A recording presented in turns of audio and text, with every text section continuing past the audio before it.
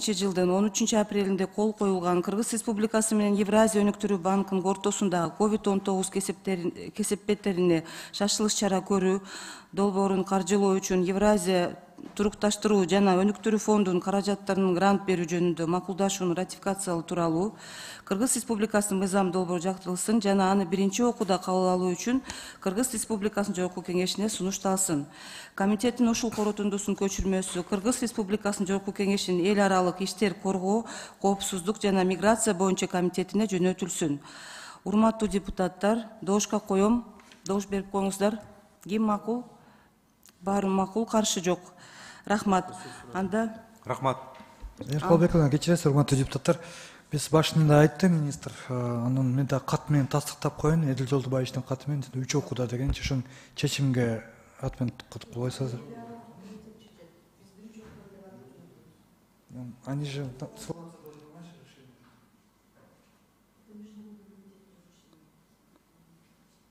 Марина Сидин. Все нормально? Да, урматтуу депутаттар, кийинки маселе сиздердин карооңуздарга 2020-2022 жылдарга медициналык кызматкерлерге компенсациялар төлөөлөр жөнүндө Кыргыз Республикасынын саламаттык сактоо министрлигинин маалыматы тууралуу маселенин кароо сунушталат. Бул маселе боюнча Кыргыз Республикасы саламаттык сактоо министринин милдетин аткаруучу Касымбеков Жаркынбек Орозбекович жана башка министрлердин чакырылган. Аталган маселе боюнча Жаркынбек Орозбекович маалымат берип койсоңуз. Уруксат болсо, Улан Асанбекович Садыков сөз. Рахмат. Венера Калбековна, урматтуу депутаттар, компенсациялык төлөмдөр боюнча маалыматты бере турган болсок, 2020-2022 жылдарга эпидемиялардын алдын алуу жана ага каршы күрөшүү боюнча иш-чараларды көрүп жаткан адамдарга компенсацияларды төлөө Кыргыз Республикасынын өкмөтүнүн 2020 жылдын 3 апрелинде номер 194 эпидемиялар менен күрөшүү жана алардын алдын алуу иш-чаралары жүргүзүүгө түшкөн каражаттардын сарптоо тартиби жөнүндө жобону бекитүү тууралуу токтомуна ылайык жүргүзүлөт. Эгерде жылдап ала турган болсок, ар бир жылдын өзүнүн жалпы суммалары бар. 2020 жылы компенсациялык төлөмдөрдүн төлөөгө жалпысынан 1 миллиард 353 миллион 927 миң сом каржыланган. Анын ичинде дарыгерлерге 410 миллион 884 миң сом, орто медициналык персоналга 568 миллион 585 миң сом, кенже медициналык персоналга 301 миллион 223 миң сом каралган. Жана башка персоналга 73 миллион 222 миң сом төлөнгөн. 2021 жылы ошоктуу аймактарга тартылган медицина кызматкерлерине компенсациялык төлөмдөрдүн төлөөгө жалпысынан 1 миллиард 351 миллион 56 миң сом суммада каржыланды. Дарыгерлерге, орто медициналык персоналдарга өзүнчө суммалар каралган. Үстүбүздөгү 2022 жылы очоктуу аймактарга тартылган медицина кызматкерлерине компенсациялык төлөмдөрдүн төлөөгө жалпысынан 117 миллион 702 миң сом каралды. Анын ичинен дарыгерлерге 36 миллион 905 миң, орто медициналык персоналга 46 миллион 533 миң сом, кенже медициналык персоналга 28 миллион 38 миң сом.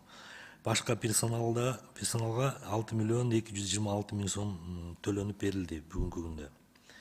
Адан тышкары дагы көйгөйлөрдүн бири бул ошол төлөмдөрдөн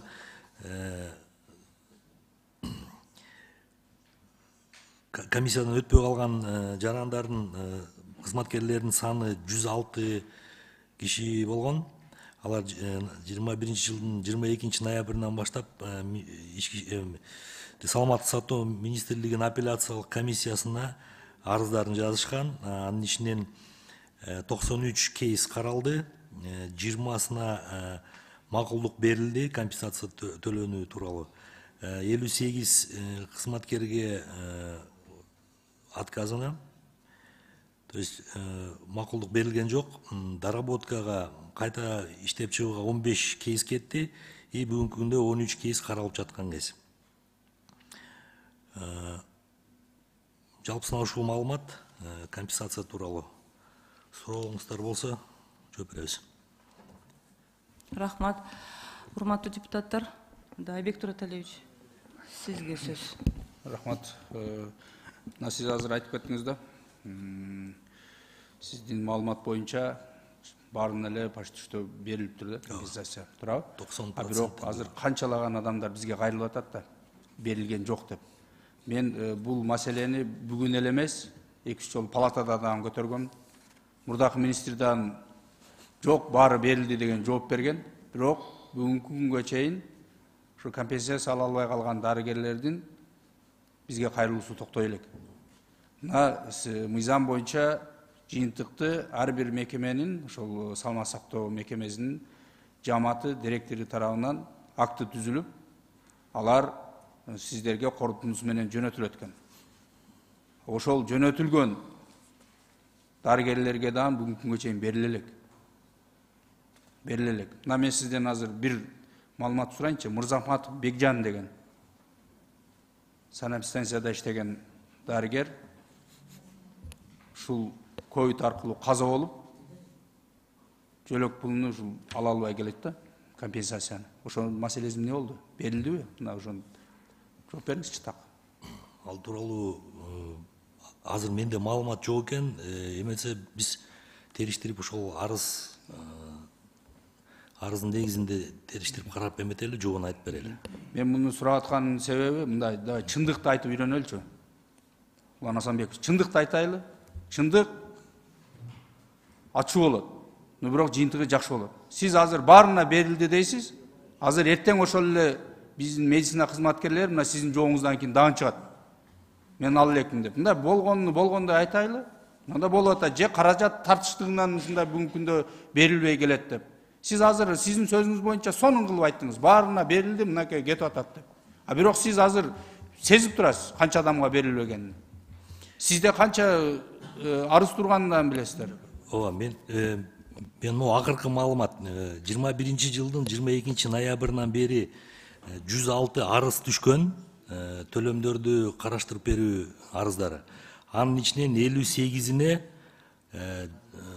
берилбейт деген эме чыккан, жооп чыккан. Алткенди документтери керектүү критерийлерге жооп бербегендиктен 58-ине отказ кылган.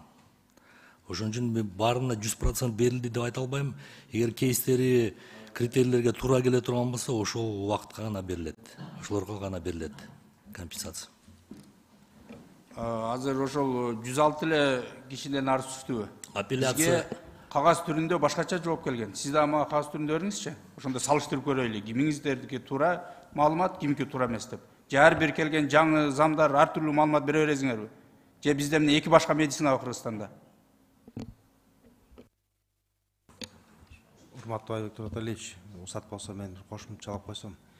Туура мына эми сөздүн ачыгын айтканда биз дагы шайлоого бардык, сиз дагы барганда ошо жерлерде азыркы айтылган, анан азыр дагы келип атат. Азыр дагы ошо мен өзүбүздүн сиз экөөбүздүн кесиптештер келип эле ушундай айтып атат да. Жалпы жонунан ошол ковид башталгандан бери 6497 ошо биздин кызматкер ооруган. Ошонун дээрлик ушу 3600 мындайча алганда 50%дан көбүрөөк эле бере алдык да, чын айтканда. Калганы калып атпайбы? Бирок алардын жанагындай критерийге туура эмес келип калып, мисалы үчүн ооруган, өтө ооруган, бирок ПЦР отрицательный болуп калган. Аны мен комиссия карап ага отказ кылып атат. Мисалы үчүн да. Кээ бирлер айтылып атат, сен убагында красный зона киргенсиң, иштегенсиң ыктыярчы болуп, бирок приказың жок деген дагы маселе бар болуп атат. Бул жерде абдан мындай өтө талаштуу жана резонанстуу нерселер бар да, туура айтып атасыз. Элдер келип атат, бизге да келип ошо өзүбүздүн кесиптештер булгандайча биз аябай оорудук, иштедик го, убагында чакыргансыңар баарыбызды, иштеп бергиле дегенсиңер, иштеп бердик, оорудук, жабыркадык. Бирок жанагы төлөмгө келгенде эле ушинтип мына бөлө баштадыңар, кагазга такай баштадыңар деп аябай нааразычылык көп болуп атат. Анан биз дагы эми өкмөттө ушуну көтөрүп азын-аулак сүйлөшүп көрсөк, баягы эле курган акчага такалат экен да. Анча баарына ошончо компенсация бере салыш абдан кыйын экен. Эми этап менен болуп атат, ошо цифраларга фомстун жетекчиси Артур Берембекович дагы тастыктоо катары айтып койсом, азыр эми документтердин келишине улам улам карап, мына Улан Асанбекович айткандай берилип атат. Бирок баарына бир жапырт бир убакта берип коюу мүмкүн болбой атат да. Мен деле ошо берилсе дейм ичименчи, бирок мүмкүнчүлүк чектелип экен. Мына Жакынбек Орозбекович, эми туура айтып баштадыңыз да, каражат жетишпейт деп. Бирок биз ошол пандемия убагында бизге медицина кызматкерлери канчалык керек экени, канчалык деңгээлде барктуу экенин баарыбыз сезгенбиз. Убакыттын өтүшү менен бул маселе уже актуалдыгын жоготуп атат. Эгер биз мындай мамиле кыла турган болсок, мындай окуя кайталанбайт деп ким кепилдик берет? Эртең дагы кайталанса биз кайсы дарыгерди киргизебиз? Биз дарыгер жетишпей студенттерге күнүбүз түштүк ошол күндөрү. Студенттерден айрылдык бул ордун артынан. Эмне баягы өткөндөн кийин эле сиз айтып кеттиңиз азыр. Кээ биркилердин приказы жок экен деп. Эми ал керек болсо ошол приказды чыгарбай туруп киргизген жетекчи жоопко тартылыш керек. Болду андай болгон жок. Азыр мынакей мен суроо бергенде ошондо айткан мурдак министр. Бизге ар бир мекеменин актысы менен алар жыйынтыгын чыгарып, ушул врачка, дарыгерге берилиш керек десе, биз баарына сразу берип атабыз деп. А сиздер айтып атасыздар, комиссиядан кайра өтпөй калды деп. А ошол эле комиссия чечимини чыгарып келгендерге кайрадан сиздер бул жактан комиссия түзүлүп атабы Минздрактан кандай?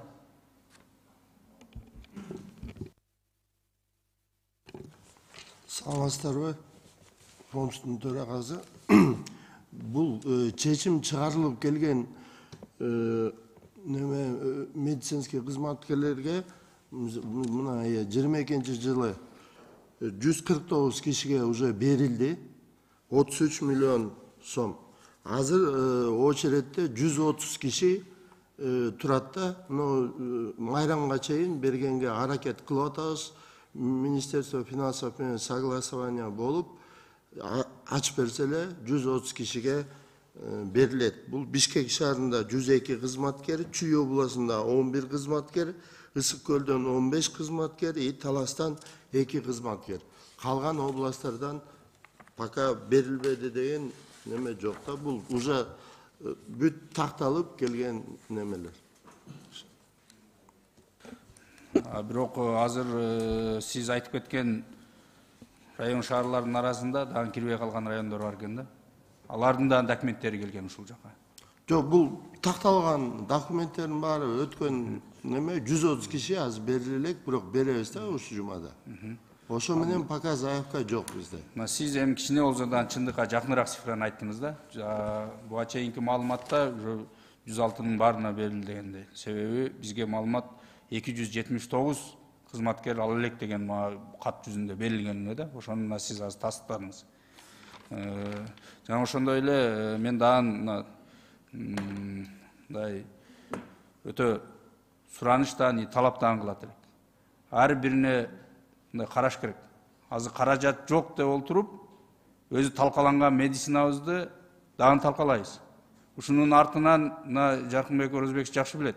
Биздин канчалаган мындай таланттуу, билимдүү дарыгер балдарыбыз сыртка чыгып кетти. Сырт жакта иштешип атат. Анан биз ошондой оор күндөрдө гана эстеп калып, анан кайра мындай кичине артта калганда унутуп калбашыбыз керек. Биз ар бир ошол дарыгерге кылган мамилебиз биздин ошо элибизге кылган мамиле болуп эсептелинет. Бизде мына жетекчилик тараптан дарыгерге кандай мамиле жасасаңыздар, алар элге ошондой мамиле жасайт. Ошондуктан мындай раз убагында иштетип, убагында алардын жардамы менен канчалаган адамдардын өмүрү сакталып калдыбы? Бүгүн биринчи очередте караш керек. Бар жок өлкөдө биринчи бүт бардыгы ушул саламаттык сактоо тармагына жумшалат. Эгер биз өзүбүздүн дарыгерлердин жанакы көйгөйлөрүн чече албасак, анан 6 миллион 700 миң элибиздин ден соолугунун кантип көйгөйлөрүн чечебиз? Мен кошуп жаап кетейинби? Уруксат берсеңиздер. Саламатсыздарбы? Венера Калбековна, саламатсыздарбы, урматтуу депутаттар. Кыргыз Республикасы финансы министринин орун басары Дүйшөбай Эжибек.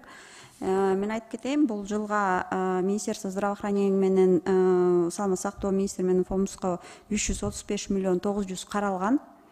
Анын ичинен ошол красный зонада иштегендерге деп 287 миллион 600, анан баягы инфекциядан же инфекция алып же болбосо каза болуп калгандар үчүн 48 миллион 300 деп каралган. Бүгүнкү күнгү 22-июнга алган баягы биз ачып берген акчалар боюнча айтып кетсек 179 миллион 400 акчага ачып бердик. Анын ичинен ошол кызыл зонада иштегендер 141 миллион 300 и инфекция алып жана каза болгондорго 8 миллион 100 деп. Сиздер көргөндөй бул планда дагы ошо баягы акча турат. Ачып берүү акчасы бул Минздрав менен фонддун берген кандай заявка берсе ошого жараша ачып берип атабыз да. Биз мисалы үчүн Министерство финансов кармаган жок бул жерде акчаларды. Рахмат. Артурбек Юрмекович, сиз кандай дейсиз буга? Мынакей акча бар дейт. Келсе сразу беребиз деп атат. Бизде эч кандай тоскоолдук жок деп атат. А сиздерден аз жооп болуп атат. Акча каражаты жетишсиз деп. Жок, бул каралган акча баягы ар бир айдыкы болот да. Ошонусун айтып атам мен, эмне үчүн задержка болуп калганы.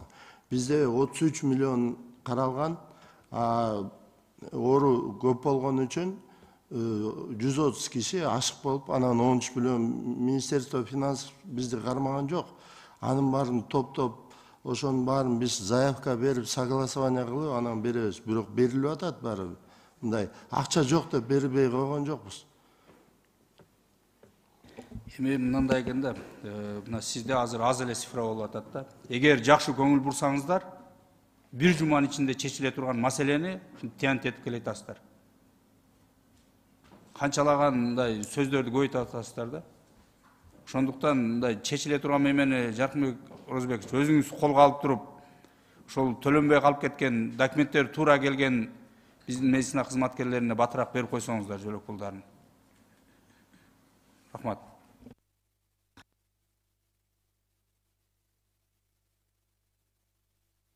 Кошумча айтып кете аласызбы? Маалымат барбы сизде?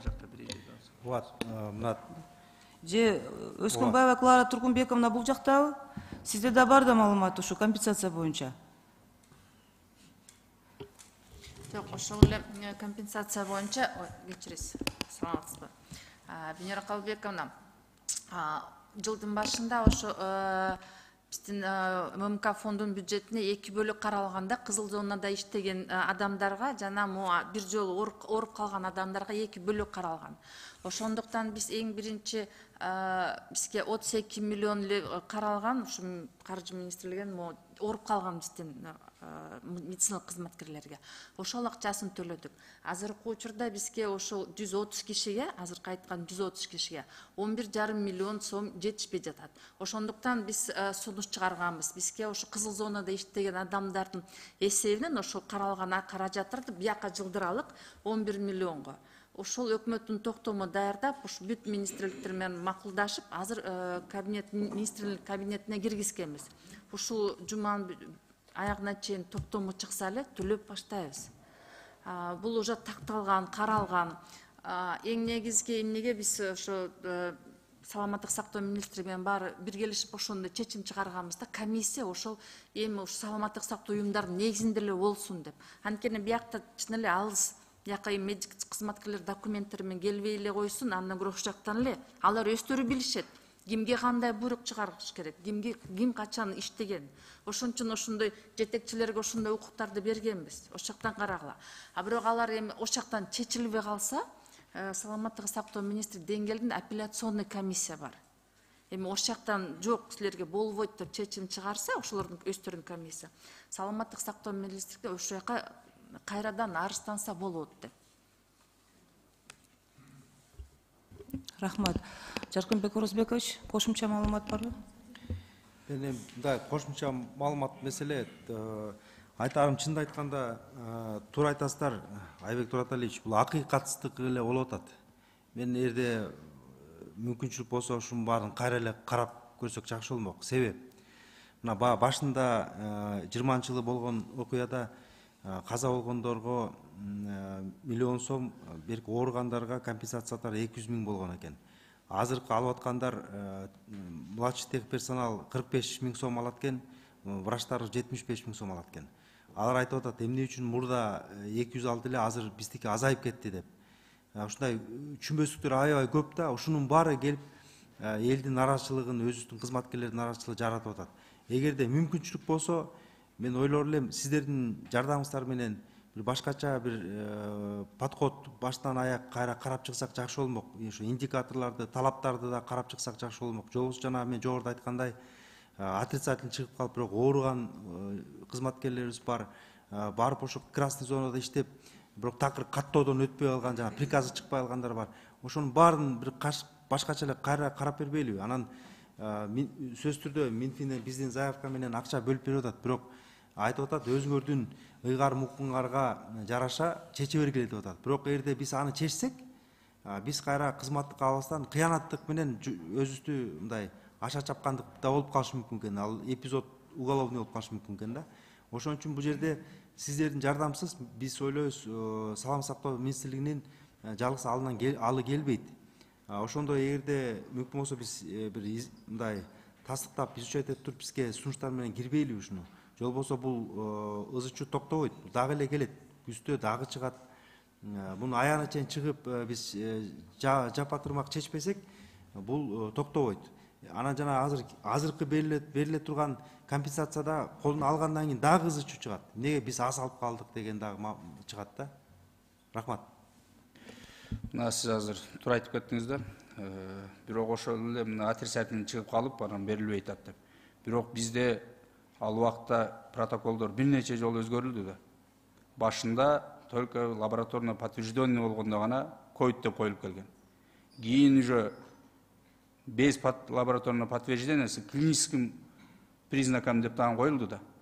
Эмне биздин бемелер аркада боло береби? Ал раз ошондой указдар чыгып келгенден кийин бул жерде комиссия караганда анын лабораторный данныйга карабаш керек да.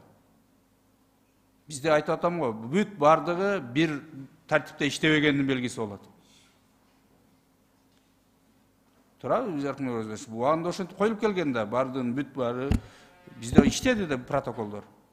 Туура, ушуну мүмкүн болсо кайра мына биз эми жаңы келдик.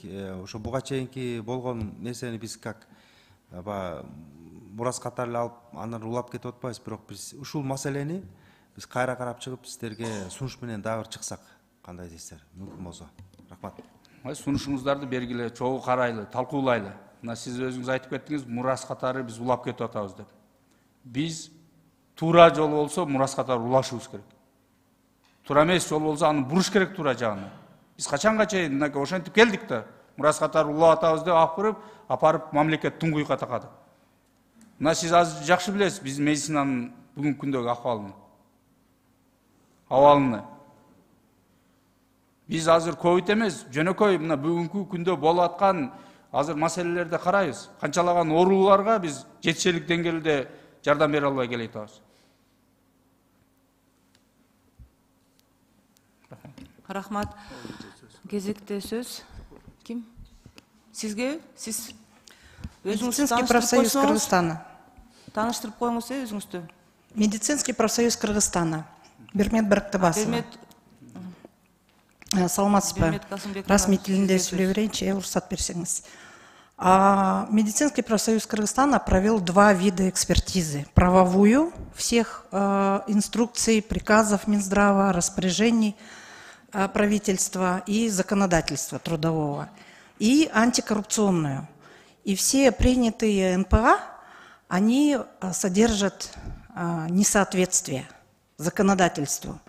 То есть мыйзам боюнча права медработников нарушаются по компенсациям. Ошондо биз жыйынтыгын чыгарып, баарын силерге сунуш берип, представим вам результаты этих экспертиз, предоставим их в Министерство здравоохранения. Мы уже обсуждали этот вопрос. Пересмотреть критерии выплат, потому что многие пункты там дискреционные. То есть руководители здравоохранения могут принять решение по своему усмотрению. Не по закону, а по своему усмотрению. Поэтому очень много противоречий. Дал Гельбейт ни ВОЗовским рекомендациям, ни законодательству, ни произошедшей ситуации. У нас 163 заявки от медработников, которым отказали. Отказали незаконно, отказали устно, не по процедуре, не по в законном порядке, как госорган должен отвечать. Просто сказали, акча жок, же адашып калдыңар, документиңер жок, геч болуп калды, гечиктиңер и так далее, и так далее. То есть со всех регионов очень много медработников вообще не подали, потому что их отправили назад башындали с самого начала. Но те, которые хотят идти до конца, по всем инстанциям, обратиться в суды, прокуратуру, в Жогорку Кенеш, таких около 100 человек. Мы предоставим эти списки с полными данными, с документами и так далее, и так далее. Очень много противоречий, два ведомства говорят разные вещи, Минздрав и ФОМС, вот, и много путаницы, искаженной информации, поэтому мы хотели прояснить ситуацию и в течение года собрали полный пакет объяснений, разъяснений, юридически обоснованных, вот, и рекомендаций для принятия решений. Я очень надеюсь, что исполняющий обязанности министра здравоохранения Жаркынбек Арызбекович будет настроен взаимодействовать, сотрудничать с профсоюзом и помочь медработникам защитить их права на получение компенсаций. Рахмат чоң. Рахмат, Берметайым.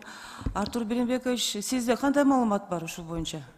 Вот айтып атпайбы, ФОМС и Минздрав совсем нету единого. ФОМС заявка менен иштейт да, мы неме медработниктердин документтерин биз карабайбыз. Бизге руководительдер кандай заявка берсе, биз төлөп беребиз. Мында отказыбыз жок да. А мындай ар бир врачтын немесин биз карабайбыз. Бизге сумма заявка берет, мынча работник, мындай деп сумма деп, ошону эле беребиз. ФОМС карабайт ар бир врачтын неме данныйларын. Жок, азыр сиз айтып атпайсызбы, Берметайым айтып атат, ушундай судебные иски идут, да, получается, судебное разбирательство. Ушул чечилеби ушул маселе? Есть часть медработников, которые уже обратились и в Жогорку Кенеш, и в аппарат омбудсмена, и в суды. В судах есть те, которые выиграли, есть те, которые обратились в прокуратуру. И тут получается замкнутый круг. Прокуратура направляет в Минздрав, Минздрав направляет в ФОМС. ФОМС – это только деньги. Минздрав – это только комиссия апелляционная. То есть если им на местах отказали, вот местная администрация,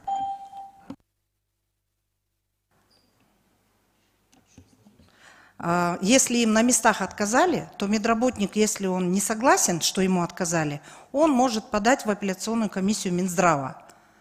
Но сейчас, когда все документы собраны и на местах утвердили комиссия, и руководство утвердило, поставило подпись, печать, документы отправлены в Минздрав, вот такие документы уже принятые, вот по ним не выплачивает ФОМС до сих пор, по разным причинам. И опять-таки комиссия Минздрава тоже там то ли теряет документы, то ли их не возвращает, то ли устно отказывает. То есть мыйзам боюнча жооп жок. И вот таких ситуаций очень много в воздухе повисло. И каждый случай мы доведем до конца. Поэтому тут еще много противоречий в самом распоряжении и приказе Минздрава. Там дискреционные полномочия. Собрать другие документы депутат в одном пункте и другие документы. Ушел и другие документы начне, какие хотят документы, такие вкладывают. Спрашивают справку о составе семьи, о свидетельстве о рождении детей, бракоразводный процесс, справку о разводе. Зачем? Для получения компенсации медработник работал, заболел или даже умер. Зачем вот эти лишние документы собирать? Ошол боюнча бы прям по пунктам мы все им дадим разъяснение. Рахмат. Жаркынбек Оразбекович, сиз айтып коюңузчу, маалымат берип коюңуз. Балким кайталанат болушум керек, бирок мына Бермет Касымбековна келип өткөн жумада жолугуп ушул боюнча да сүйлөшкөнбүз.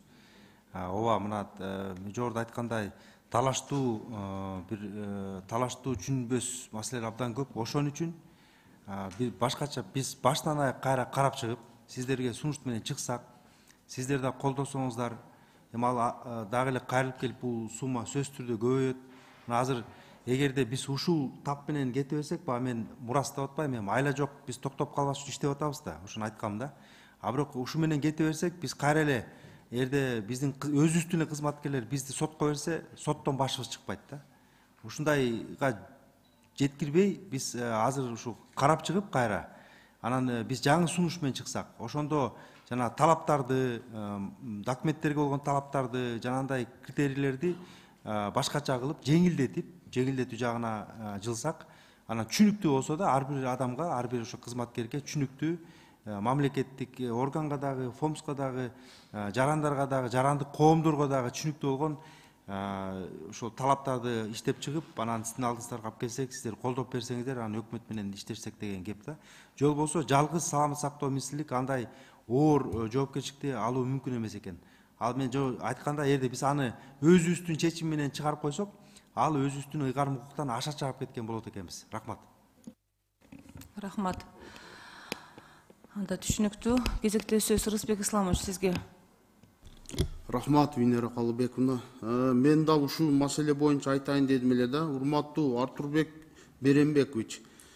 200 миңден алышты да биздин ошо кызыл зонада иштеген дарыгерлер. Андан кийин сиздер тараптан албай калгандарга мындай маалымат бердиңиздер да, мен угушума караганда 75 миңден алсаңар алгыла, албасаңар жок деп. Ушун канчалык негизде чын? Эми мен деле доктурмун, антип айтыш бизден болбойт го. Алсаң ал, албасаң жок деп. 200 миңден мурда январга чейин баягы Минздрав берип атканда 200дөн берген.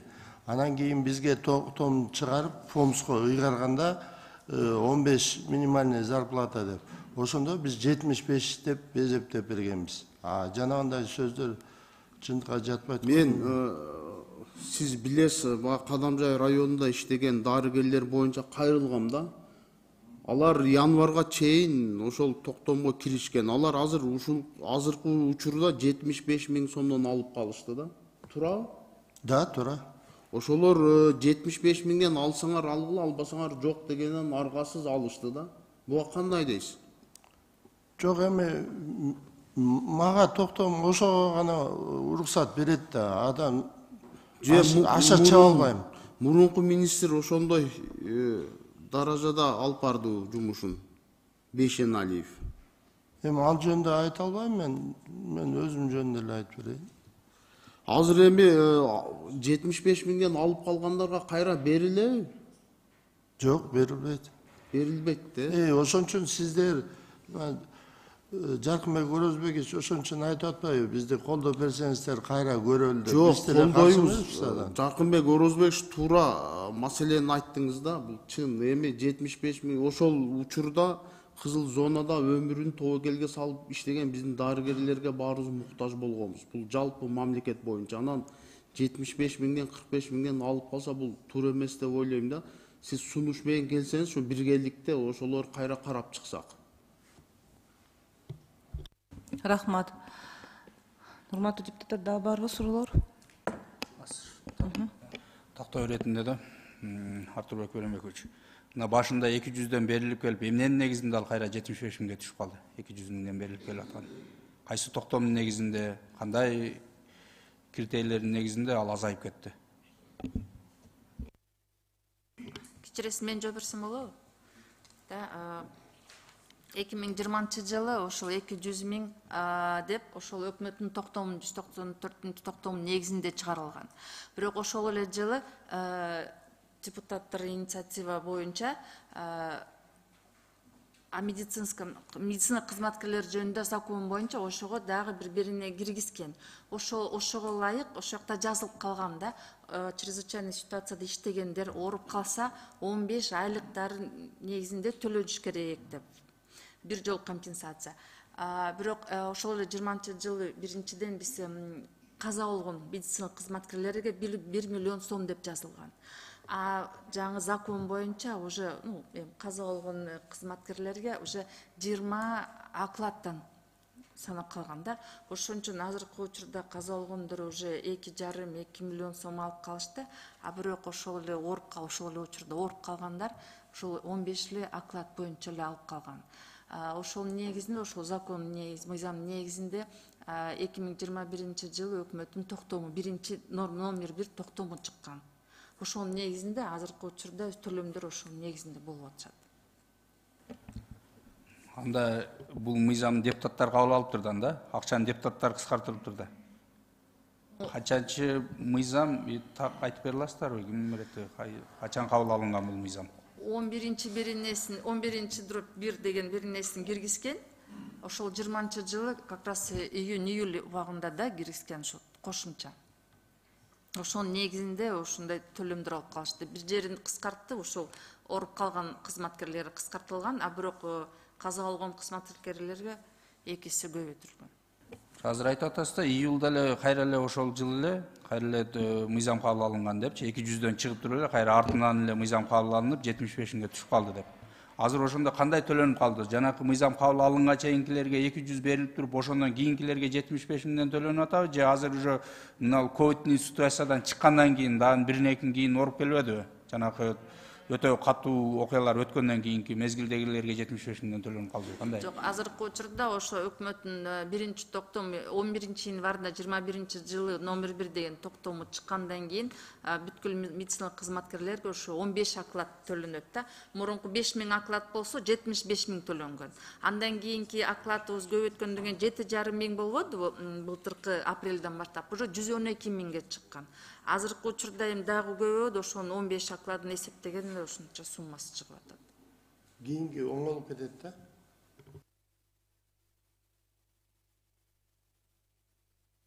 Эми жана Жаркынбек Орозбекович өзү айтып кеткендей, акыйкатсыздыктын айынан ушундай болуп атыптыр да. Значит, балким ал жерде ошол мыйзамды кабыл алып атканда биздин окладты башкача көрсөткөндүрсүздөр. Биздин медиктер мынанчадан айлык алат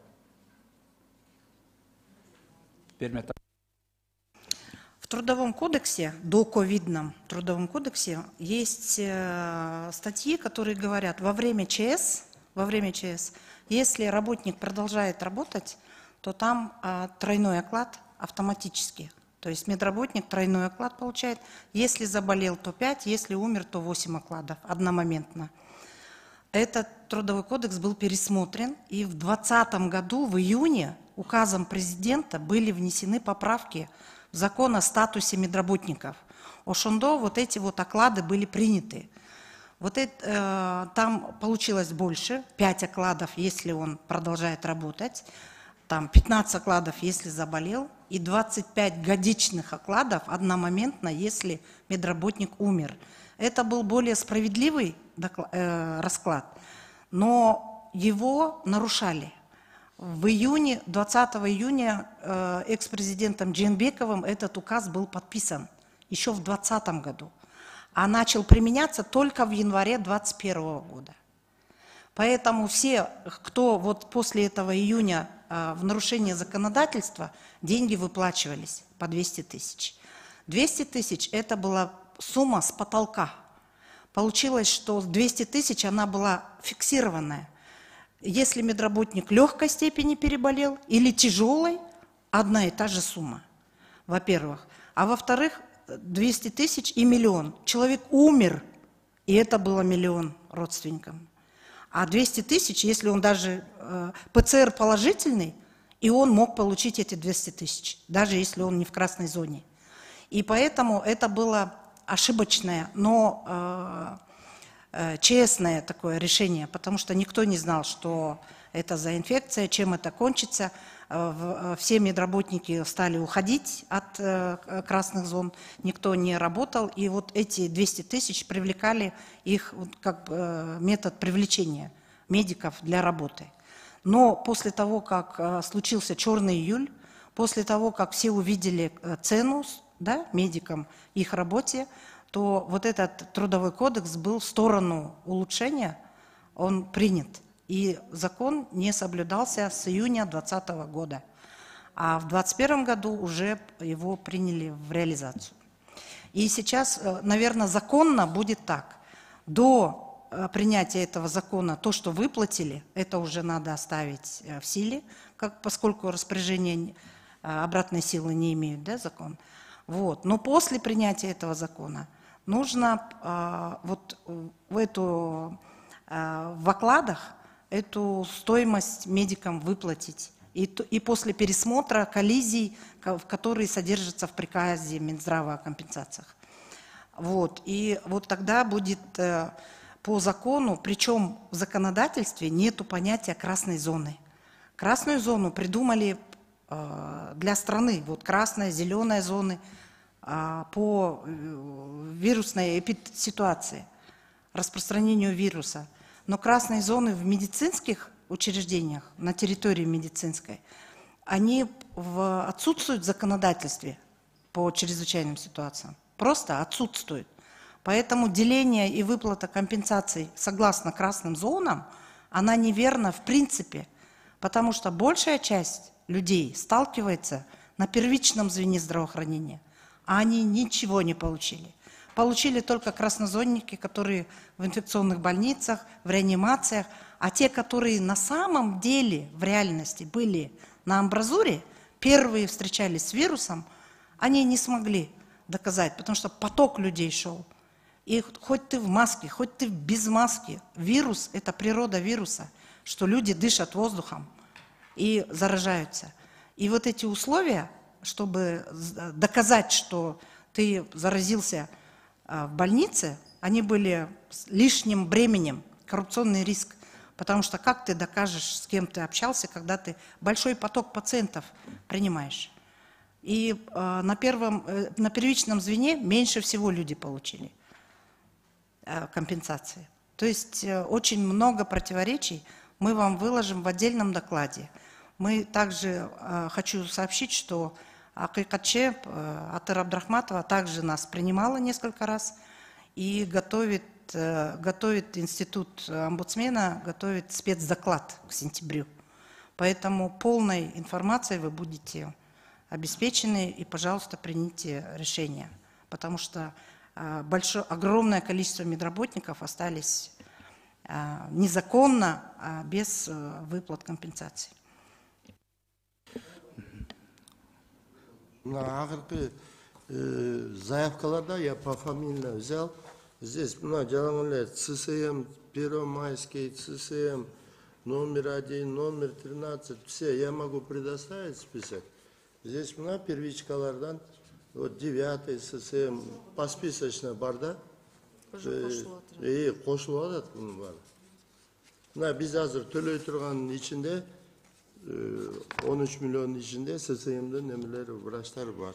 И мурдагы 33 миллион төлөгөндөрдө дагы пасписочно ССМдер бар. Мына отказ бериле элек бизден. Фомстун көзүнө эле айтайынчы, да, вот пока есть возможность, Гечеркоеву смены. Медики жалуются, что отказывает ФОМС. Первая причина отказа – акча жок. Но акча жок – это ежеквартально. То есть ежеквартально собираются документы и подаются в Минфин. Минфин одобряет, передает деньги в Минздрав и так далее. Но акча жок – это не касается, что вообще жок. Это временно жок для этого квартала, потому что заявки на один квартал приняты. То есть вот так, пожалуйста, не надо говорить ни Минздраву, ни ФОМСу акча жок. Второе. Частая причина отказа говорят, что вы поздно сдали документы. Это тоже нарушение законодательства. Если и Трудовой кодекс, и законодательство ЧС, и закон о статусе медработников говорит, что если медработник заболел во время пандемии, то выплатите ему за то, что он продолжал работать и поставил под угрозу свое здоровье и жизнь. Это не означает, что в документах написано, если вы опоздали, не сдали документы, то все, до свидания. То есть чаще всего отказывают, люди не знают своих прав. Люди думают, что все, Минздрав сказал нет, значит нет. ФОМС сказал нет, значит нет. Ничего подобного. ФОМС не имеет отказывать, он должен только выплачивать. Документы к ним поступают, он должен только подавать заявки и выплачивать. Минздрав тоже не имеет права отказывать, потому что они, наоборот, апелляционная комиссия. Уже тем отказавшим, они пересматривают, правильно ли отказали, почему, законно ли отказали. Они отказывают в целом всем. И документы в Минздраве очень многие утеряны. Вот в это время, 2020 и 2021 год, очень много документов утеряно. Их держали до января, до 11 января. А 14 января сказали, вы опоздали, поэтому вам 75 тысяч, никаких 200 тысяч. Есть огромная часть медиков, которые получили документы, все сдали, все подтвердили и до сих пор не могут получить деньги. С черного понятно. Biz билебиз, как вы боретесь за права медиков, знаем, слышим. Ошондуктан Жаркынбек Орузбекович сунуш берип атат. Кайрадан ошол критерийларды карап чыкканга, именно по компенсациям, ошол төлөм боюнча медиктергечи. Ошону карап чыксаңар биз колдоп беребиз. Мен ойлойм, потому что себеби деген ар бир депутатта абдан көп кайрылуу болду. Именно медицина кызматкерлер ковид убагында иштегендер компенсация боюнча. Анда мен, урматтуу депутаттар, барбы дагы суроолор? Суроолор жок болсо, анда комитеттин чечимин окуп берейин. 2020-2022 жылдарга медициналык кызматкерлерге компенсациялар төлөөлөр жөнүндө Кыргыз Республикасынын Саламаттык сактоо министринин маалыматы эске алынсын. Урматтуу депутаттар, ушу чечимди добушка коем, добуш берип коюңуздар. Бир ким макул? Баары макул, каршы жок. Ушул маселе боюнча чакырылган коноктор кете берсеңер болот. 8-чи маселе, урматтуу депутаттар. Сиздердин карооңуздарга Кыргыз Республикасында гемодиализ, онкология жана кардиология кызматтарынын абалы жөнүндө Кыргыз Республикасынын Саламаттык сактоо министрлигинин маалыматы тууралуу маселени кароо сунушталат. Бул маселе боюнча Кыргыз Республикасынын Саламаттык сактоо министринин милдетин аткаруучу Касымбеков Жаркынбек Орузбекович жана башка министрликтерден чакырылган. Аталган маселе боюнча Жаркынбек Орузбекович, сөз сизге. Саламатсыздар, урматтуу депутаттар, дагы жолу. Рахмат, жана эме боюнча компенсация боюнча кошумча кылып кетейин делем. Бул учу кыйрына жеткис маселе болуп атат. Ошон үчүн сиздерге чоң рахмат, Венера Калыбековна. Биз жаңы сунуш менен чыксак, ошо күзгө чейин бир корутунчу алып чыгып, чечүү варианттарын сиздерге сунуштап, анан жалпы чогуу чечимге келип, андан кетсек абдан жакшы болот. Урматтуу депутаттар, жана бул маселе боюнча, 8-чи маселе боюнча кардиологиялык кызматтан баштасам, Кыргыз Республикасында жүрөк кан тамыр оорулары эң негизги болуп эсептелет. Бул дүйнөлүк тенденция. Ошол улуттук статистикалык комитеттин 21-жылкы берген маалыматы боюнча 52,3% ошо оорулардын, ошол өлүмдүктүн 52,3% ошол жүрөк кан тамыр ооруларына туш келет экен. Мына эң ушу көйгөй болуп, ушундан билсеңиздер болот. Күнүгө 60 адамдын тегерегинде каза табат. Жылына 20 миңден ашык адам ушул оорудан кайтыш болуп атат да. Ушул акыркы жылдары 18-19 жылдан баштап ушундай тенденция, бул 21,6%га бул көрсөткүчтөр өсүүдө. Анткени эми мына 20 жылдан бери ковидтин кесепети десек болот. Бул дагы илимий тастыктоо болуп атат азыркы тапта. Бирок ушул врачтардын алдын ала айтуусу боюнча жанагы гипертониялык оорулар, инфаркттардын өтө жашарып баратышы жана ушу тромбоэмболиялык оорулардын дагы күчөшү, бул ошол ковидтин кесепети, алыскы кесепети болуп эсептелип атат да.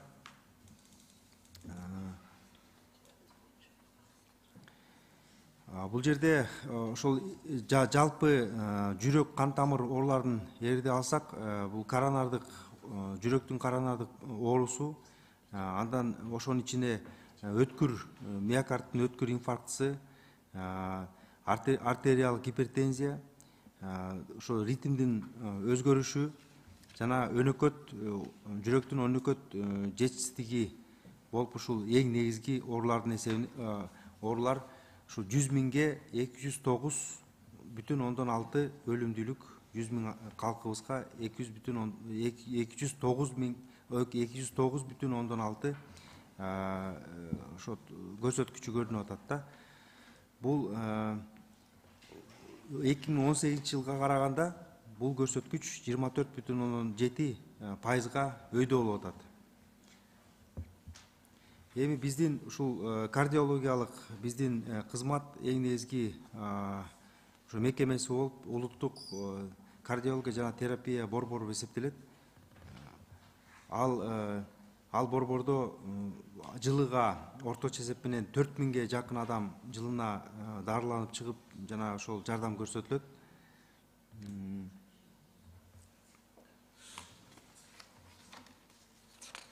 Жана ошо айта кетчү нерсе, бул жерде ошол көптөгөн муктаждыктар бар. Ушул кардиологиялык кызматты мындай тийиштүү деңгээлге көтөрүү үчүн жабдыктар жагынан жана ошо медициналык жабдыктарды алып берип ошол күчөтүү жагы да турат.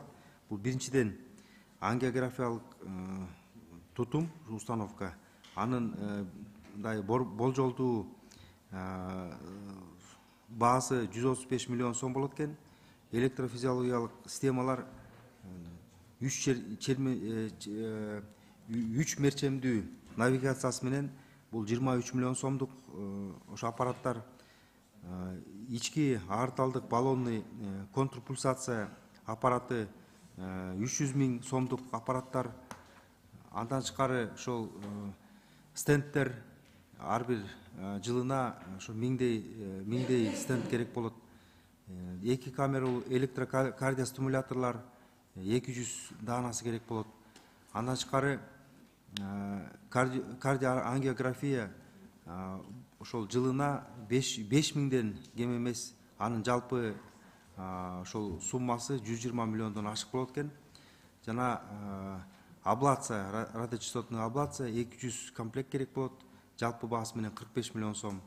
Жана 3 камералуу электрокардиостимуляторлор ошол жылына 100 набор, 100 комплект, орточо эсеп менен 72 миллион сомдук жабдык керек болот. Эми өзүңүздөр, урматтуу депутаттар, өзүңүздөр баамдагандай, бул жүрөк кан тамыр оорусу дүйнөлүк тенденция бирок өзгөчө Кыргызстанда өтө маанилүү болуп турат. Анткени биринчи орунда өлүмдүүлүк жагынан дагы жана оорунун ошо рейтинги боюнча дагы биринчи орунда турат. Биз өтө көңүл бурушубуз керек. Акыркы тенденцияда ушул инфаркт дагы, жүрөктүн оорусу дагы, артериалдык гипертензия дагы жашарып атат. Жаштардын арасында дагы ошолор көп кездешип атканы акыркы тенденция болуп турат. Рахмат көрүңүздарга. Рахмат. Урматтуу депутаттар, кимде суроолор бар? Айбек Туроталиевич, сизге сөз. Жаркынбек Розбекович, мынакей азыр сиз айтып кеттиңиз, жогоруда кандай медициналык жабдыктар, инструменттер керек экенинчи. Ошол эле мезгилде бул инструменттердин көптүгү мына жетишпей келгени көйгөй да. Жылына ушул именно ушул медициналык жабдыктарды алууга канча акча бөлүнөт? Артурбек Перембекович, сиз билесизби же Жаркынбек Розбекович, сизби? Кимиңиздер жооп бересиздер?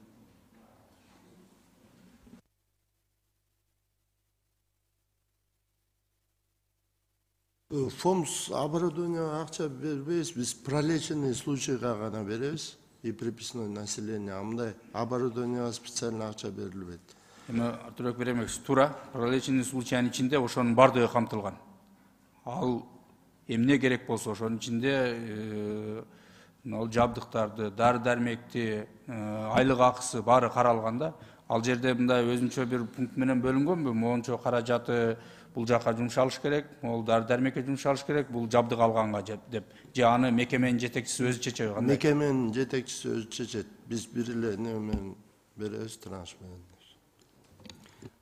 Айбек Туроталиевич, мүмкүн болсо жана биздин ушундай өтө жогорку деңгээлдеги жогорку технологиялык жабдыктарга бул жогорку технологиялар фондунан анан жаңа борборлошкон иш чаралар деген эки багыттан, эки булактан акча алат экенбиз. Ушул жалпы жөнүнөн Кыргызстанга жалаң эле кардиология терапия эмес, ушундай жабдыктарга ошо фонддон 333 миллион сом бөлүнөт экен. Ал эми борборлошкон иш чаралар алкагында 323,5 миллион сом бөлүнөт экен. Жалпы жөнүнөн ушу 700 миллион сомго жакын бөлүнөт. Бирок бөлүштүрө келгенде ал жерде жалаң эле кардиология терапия эмес, өзүңүздөр жакшы түшүнгөндөй НИКСТО, жанагы онкология борбору баардык ошол третичный 3-чү деңгээлдеги биздин мекемелердин баары ошого талапкер. Бөлүштүрө келгенде анын баары жетишсиз болуп атат да. Мына кийинки суроом, медициналык жабдыктарды ошол эле керектүү баягы шаймандардын баарыны саламаттык сактоо мекемелери жеке фирмалар аркылуу алып келет да. Аны эмне бүт баары саламаттык сактоо министрлиги тарабынан, департамент тарабынан тендер жарыяланып бирдиктүү кылып алса болбойбу? Ошол маселени дагы ошо өкмөттө акыркы учурда ошо демилге катары айтып атабыз. Алардан да колдоо болуп атат, Кудай буйрса. Туура айтасыз, ошо дары-дармек жагынан дагы ошо медикалык техниканы алууда дагы борборлоштурсак бир 25-30% арзан үнөм болот экен. Ошо үнөм жагын карап, үнөмдөлгөн акчаны бир актуалдуу статьяларга которуп, ошол сарамжалдуу колдонуу маселесин көтөрүп чыгып атабыз. Кудай буйрса ал жагы каралган. Анан да тактоо иретинде ошо улуттук кардиология жана терапия бөлүмүнө жылына именно ушул жана медициналык техникага жана эмеректерге, дары-дармектерге 160 миллион сом каралат экен. Бирок ал жерде баардык айтылгандай дары-дармек да турат, буюмдар да турат, техника да турат. Техникага келгенде ал акча жетпейт. Ошону да эми сиздерге маалымат катары айтып атабыз. Бул жаатында ушул каржысын, бюджетин көтөрүү жагында дагы биз иш алып барабыз, Кудай буйрса. Эми мен муну айтып атканымдын себеби мынакей көпчүлүк больницаларда, ооруканаларда азыр ачык эле бул коррупцияга айланып калды. Мына азыр маалымат сайттарында да чыгып кетпедиби? Ар бири келип туруп, чтобы өзүнүн коррупцияга аралашканын билдирбеш үчүн могу фирмага барсаң, ошо өздөрү айтат, мына стентти алып келесиң, же мына дарыны алып келесиң, бар мен билбейм мынанын акчасы канча экенин деп. Бирок ал жерде коррупция экени көрүнүп турат. Анын баарын жеңичинен сүйлөшүп алып туруп, сен барып айтсаң, ошонго сатып келет. Эртеси күнү сурасаң, жок, ал фирма өзү алып келген, алар өздөрү каалагандай коет экен, сен аны, анан мен болгону ошону калтырдым дейт. Бул болуп бүгүнкү күндө кайталанып аткан көрүнүш, бул күндө, азыр бүгүн дагы болуп атат ошондой окуя. Биз качан чек коебуз ошону терс көрүнүштөргө? Айбек Тураталиевич, эң туура маселени айтып атасыз. Бул жанагы этикасыз маркетинг жана баягы негизделбеген көрсөтмөлөр, необоснованный назначенияларды айтып атасыз. Бул туура. Тилекке ашпа айлыктын аздыгын шылтоолоп, биздин ошо кесиптештер жанагындай шактарга барганга муктаж болуп келишкен.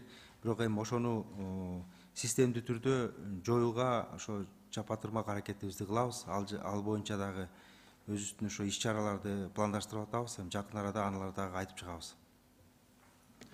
Андан кийин онкология боюнча да сөз болуп кетти да. Бүгүнкү күндө онкологиялык оорулар канча төлөйт? Азыр кардиологияны бөлтүк элек да. Онкологияны азыр айтайынбы, анда маалымат берейинби?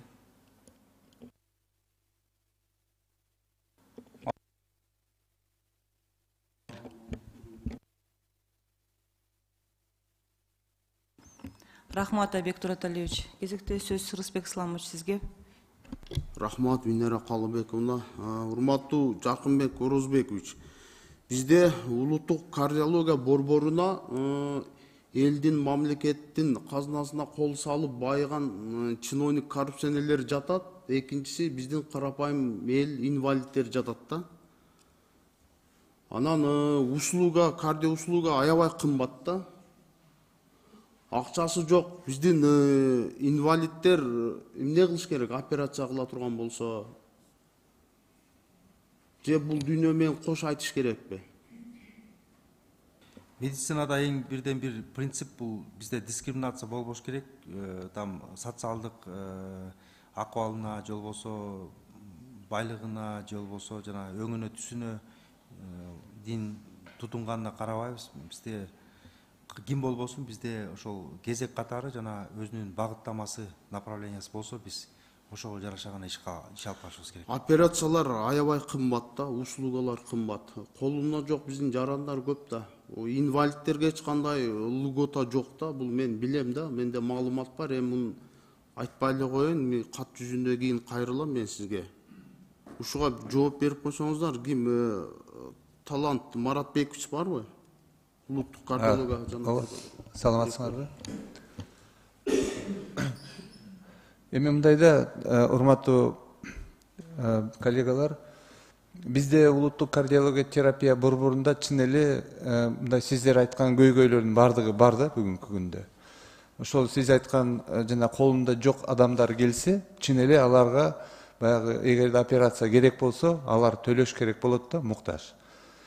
Анан биз азыр эми мен баягы көйгөйлөр айтылды. Азыр биз мындай алдыга максат койдук. Ошол тез жардам машинасы менен келген бардык муктаж болгон адамдар акча төлөбөй жардам алыш керек деген ушундай азыр Кудай буйруса мына ушул жыл эле ушул жумушту баштайбыз. Анткени бизге мына фонд высоких технологий деп бизге мына быйыл 10 миллион акча бөлүндү. Биз ошол 10 миллионго азыр мына арзан стендтерди атайын ошол жанагы муктаж болгондорго деп ошол бекер алсын деп ошого мына азыр 86 стенд буйруса 100кө жеткизебиз. Мына былтыр 179 миң сомго алынган стендтерди биз быйыл 86 сомго алдык да. Стендтерди каяктан аласыздар сиздер? Стендтерди биз тендер аркылуу алабыз да, тендер менен. Бүт баягы мыйзамдын чегинде тендер жарыяланат, бирок биз быйыл ошол жанагы мониторинг цен деген, ошол жанагы кайсы баада кимдер сунуш кылат, кандай кылат, ошону биз мындай терең карап чыгып өзүбүз. Анан ошондо ошол жана поставка кылган фирмалардын өкүлдөрүнө айтып, ошол жана бааны экесине да көбүрөөк түшүрдүк, көрсө ушундай болот экен да, ушундай жасасакчы. Анан буйруса жана сиз айтып аткан ошол карапайым дегендердин бардыгына жетиштүү, анан сапаттуу жардам бергенге азыр биз мындай мастер план деп койсок болот, стратегиялык планды иштеп чыктык. Азыр Кудай буйруса жакында аны мындай жарыяга министрликке чыгарып, бекитип, анан ошонун ичинде бүт камтылган болот да, бүт аракеттер. Түшүндүктүү. Сиздер ушул чын-чынына келгенде чыныгы муктаж биздин жарандар аябай көп. Анын арасында инвалидтер бар да. Сиздер ошолор менен ошолорго бир жакшы көмөк көрсөтүүңүздөр керек да. Врачтардан ошол операция кылыш үчүн акча талап кылбай эле коюш керек да. Бул эми мен сизди күнөөлөгөн жокмун. Негизи бар да ушундай окуялар болуп атат. Операцияга моунча бересиң, стентке моунча бересиң депчи. Ошон үчүн бир жакшы реформа кылып, ушул улуттук кардиология борборунда реформа кылып, биздин жарандарга бир жакшы кызмат кылсаңыздар жакшы болот эле. Рахмат, суроо жок. Жооп бересизби, Талант Бекович? Ооба, биз ошо сиздер айткан бүт сын пикирлерди кабыл алабыз. Абдан туура маселе көтөрүлдү. Ошол негизи кардиология ушул көйгөй боюнча бүгүн көтөрүлгөн маселе менин оюмча абдан туура болду. Анткени чын эле көп жылдары көңүл бурулган эмес бул маселеге. Анан мен дагы ушу мүмкүн болсо кайталап айткым келет. Буйруса мына 1 жыл, 1,5 жылдын ичинде мен ойлойм, эгерде сиздер жардам берсеңиздер, ушул көп маселе чечилип, анан биз ушундай иштерди жакшы деңгээлге алып барганга мындай даярбыз да. Рахмат. Рахмат. Урматтуу депутаттар, суроолор барбы дагы? Анда менде суроо. Жаркынбек Орозбекович, жетиштүү азыркы учурда, азыркы убакта биздин ошо дары-дармектер, стенттер, гемодиализге караштуу расходниктер, ошо кандай болуп атат азыр? Мира Калбековна, азыр кардиологияны талкуулап атабыз да, кардиология кызматын. Анан ошо кардиология кызмат боюнча Марат Макул, анда стенд боюнча маалымат берип койсоңуз. Азыр бизде телекке каршы, бизде азыр мында кайрылган, даже керек болсо ошол жанагы скорый менен келген, тез жардам менен келген ооруларга бизде азыр мындай бекер сунуш кыла турган стендтерибиз жок да. Мына биз жаңы эле тендер, мен айттым, азыр ушул бизге акча бөлүнгөндө эле биз тендер жарыя кылып, азыр ушул тендердин кагазтары кол коюлуп, Кудай буйруса жакында болот. Бирок азыр мына сиздер айттыңыздар, азыр мына бүт ооруган адамдарга эгер стенд коюш керек болсо, алар төлөш керек болуп атат да. Анткени бир маселеге көңүл буруп коеюн дедим эле дагы. Биздин өкмөттүн токтому бар экен. Жанагы программа госгарантий боюнча. Ошол жерде жазылып турат да. Эгерде жогорку технологиядагы операциялар, ыкмалар керек болсо, ооруган адамдар өздөрү ошону камсыз кылыш керек деген ушундай токтом бар экен. Аны ушу биздин фомстун өкүлдөрү эле билет болуш керек. Бирок ал деле менин оюмча себеп эмес. Биз бардык иш чара жасашыбыз керек тез арада. Ошол жанагы муктаж болгондор эң төлөсө дагы мындай эң арзан баада төлөп стенд алып, анан анткени бул өмүрүнө түз мындай тиешелүү көйгөй болуп атат да. Бирок бүгүнкү күндө төлөшөт да ооруган адамдар тилекке каршы.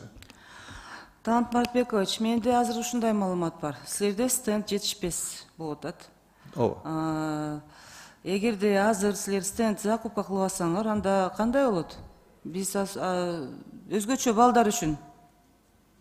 Мисалы. Бизде балдарга стенд коюлбайт. Коюлбайбы? Жок, бул стенд деген бул азыр маселе болуп атат, жана инфаркт менен ооруган адамдар боюнча да. Жок, я поняла. Поняла. А именно для детей, получается, у вас какие материалы расходуются? Балдар боюнча, балдар боюнча. Мне вот именно дали информацию про детей. Балдар боюнча бизде кардиохирургия институту бар. Балдар боюнча бүт операцияларды кардиохирургия институтунда жасалат да.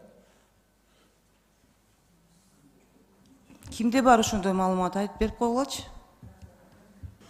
Кардиохирургия боюнча бир пролеченный случай 100 000 сом, 2 жашка чейинки балдар бекер, бүт операциялардын баары. Адам өйдөнгүлөрү частично төлөшөт да, эгер ошо 100 000 сом жетпей атса. Бул биринчи эле жолу болуп атат, быйыл тестовый вариант кылып, мурда 20 000 эле сом болчу бир пролеченный случай. Азыр фонд аркылуу 100 000ге көтөргөнбүз да. Анан болсо ошону кардиология башка ушундай немелерге тараталы деп тестовый вариант кылып 100 000 сом кылдык.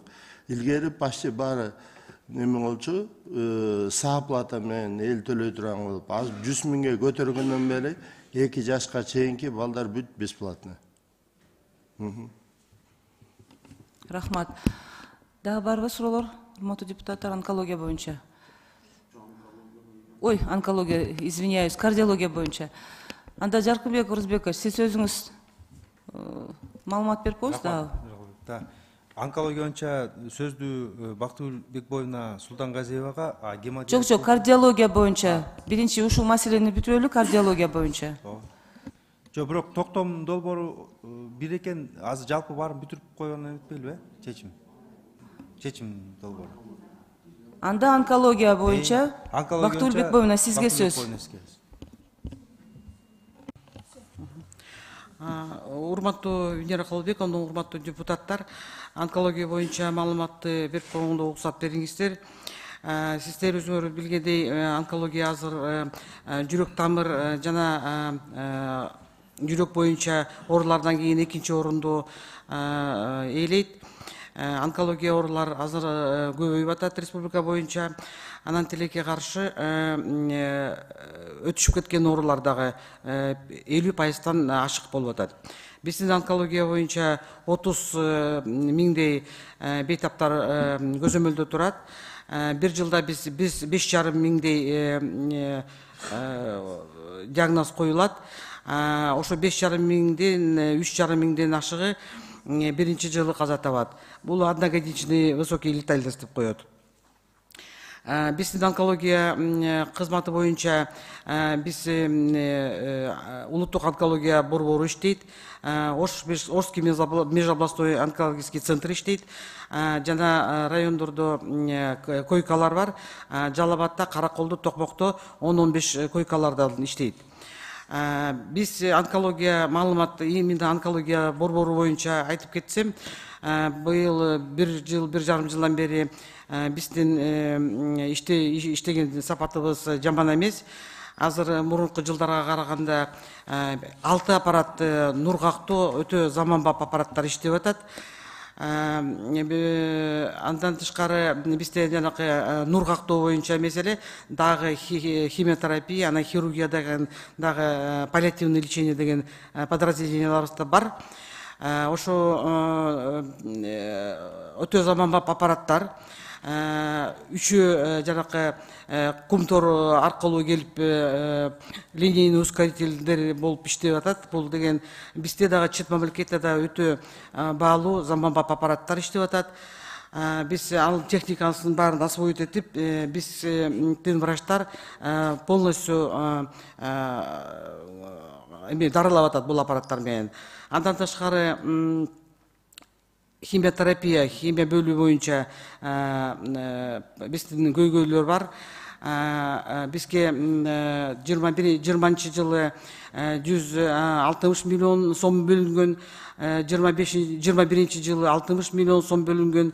Андан тышкары фонд высоких технологий боюнча 20 жылы 101 бөлүнгөн, миллион бөлүнгөн, 21 жылы 60 миллион, быйыл 99 миллион каралып атат. Бизде онкология улуттук борбору боюнча финансирование, недостаточное финансирование болуп атат. Ошо бир көйгөй. Анткени бул чоң заманбап аппараттын баары тең бир жылда 4 миллиондон 8 миллионго чейин технический обслуживание өтүп туруш керек. Ал технический обслуживаниедан өтпөсө, бул аппараттар токтоп калат. Бул аппараттар токтосо, анын ремонту андан көп эсе түшөт каражат. Химиотерапия боюнча бизге бир жылда онкологический оорулар боюнча биздин специалисттер санап чыккан боюнча 2,5 миллиард сом керек. Бизге миллиондогон акча азырынча бөлүнүп атат. Бул эми жетишпейт бизге, бирок мурдага караганда бизге мурда 3 миллион, 9 миллион сом бөлүнчү. То финансирование көбөйүп атат. Ошого карабастан биз кайрадан кайрылып каражат сурап атабыз. Технический обслуживание сурап атабыз, химия дарылоо боюнча сурап атабыз. Андан онкологический ооруларга тромбоцитарный масса керек, бул дарылоону убагында режим менен өткөрүш үчүн кан керек болот. Биз балдарды андан муру балдарга да бөлүп берчүбүз. Биз химиотерапия өзүбүзгө пландаштырылган дарылардан Ошки областной центрга дагы бөлүп беребиз. Быйылдан баштап алар өзүнчө заявка берип, өзүнчө тендер өткөрүп ошентип атат. Анан кийин бул улуттук онкология борбору боюнча менде жаза түрүндө расмий тилинде дагы, кыргыз тилинде дагы сизге маалыматтарды бердим. Анткени анын баарын азыр айта берсем бул убакыт жетпейт. Кашага алган маселенин артында кайсы мекеме бизге жардам бере алат? Минздрав бере алабы, ФОМС бере алабы, же өкмөт бере алабы? Ошонун баарын биз тактап койдук. Андан тышкары бизде стратегия боюнча бул алдын алуу, анан кийин дартты эрте тапма ошондой чоң задачалар коюлган.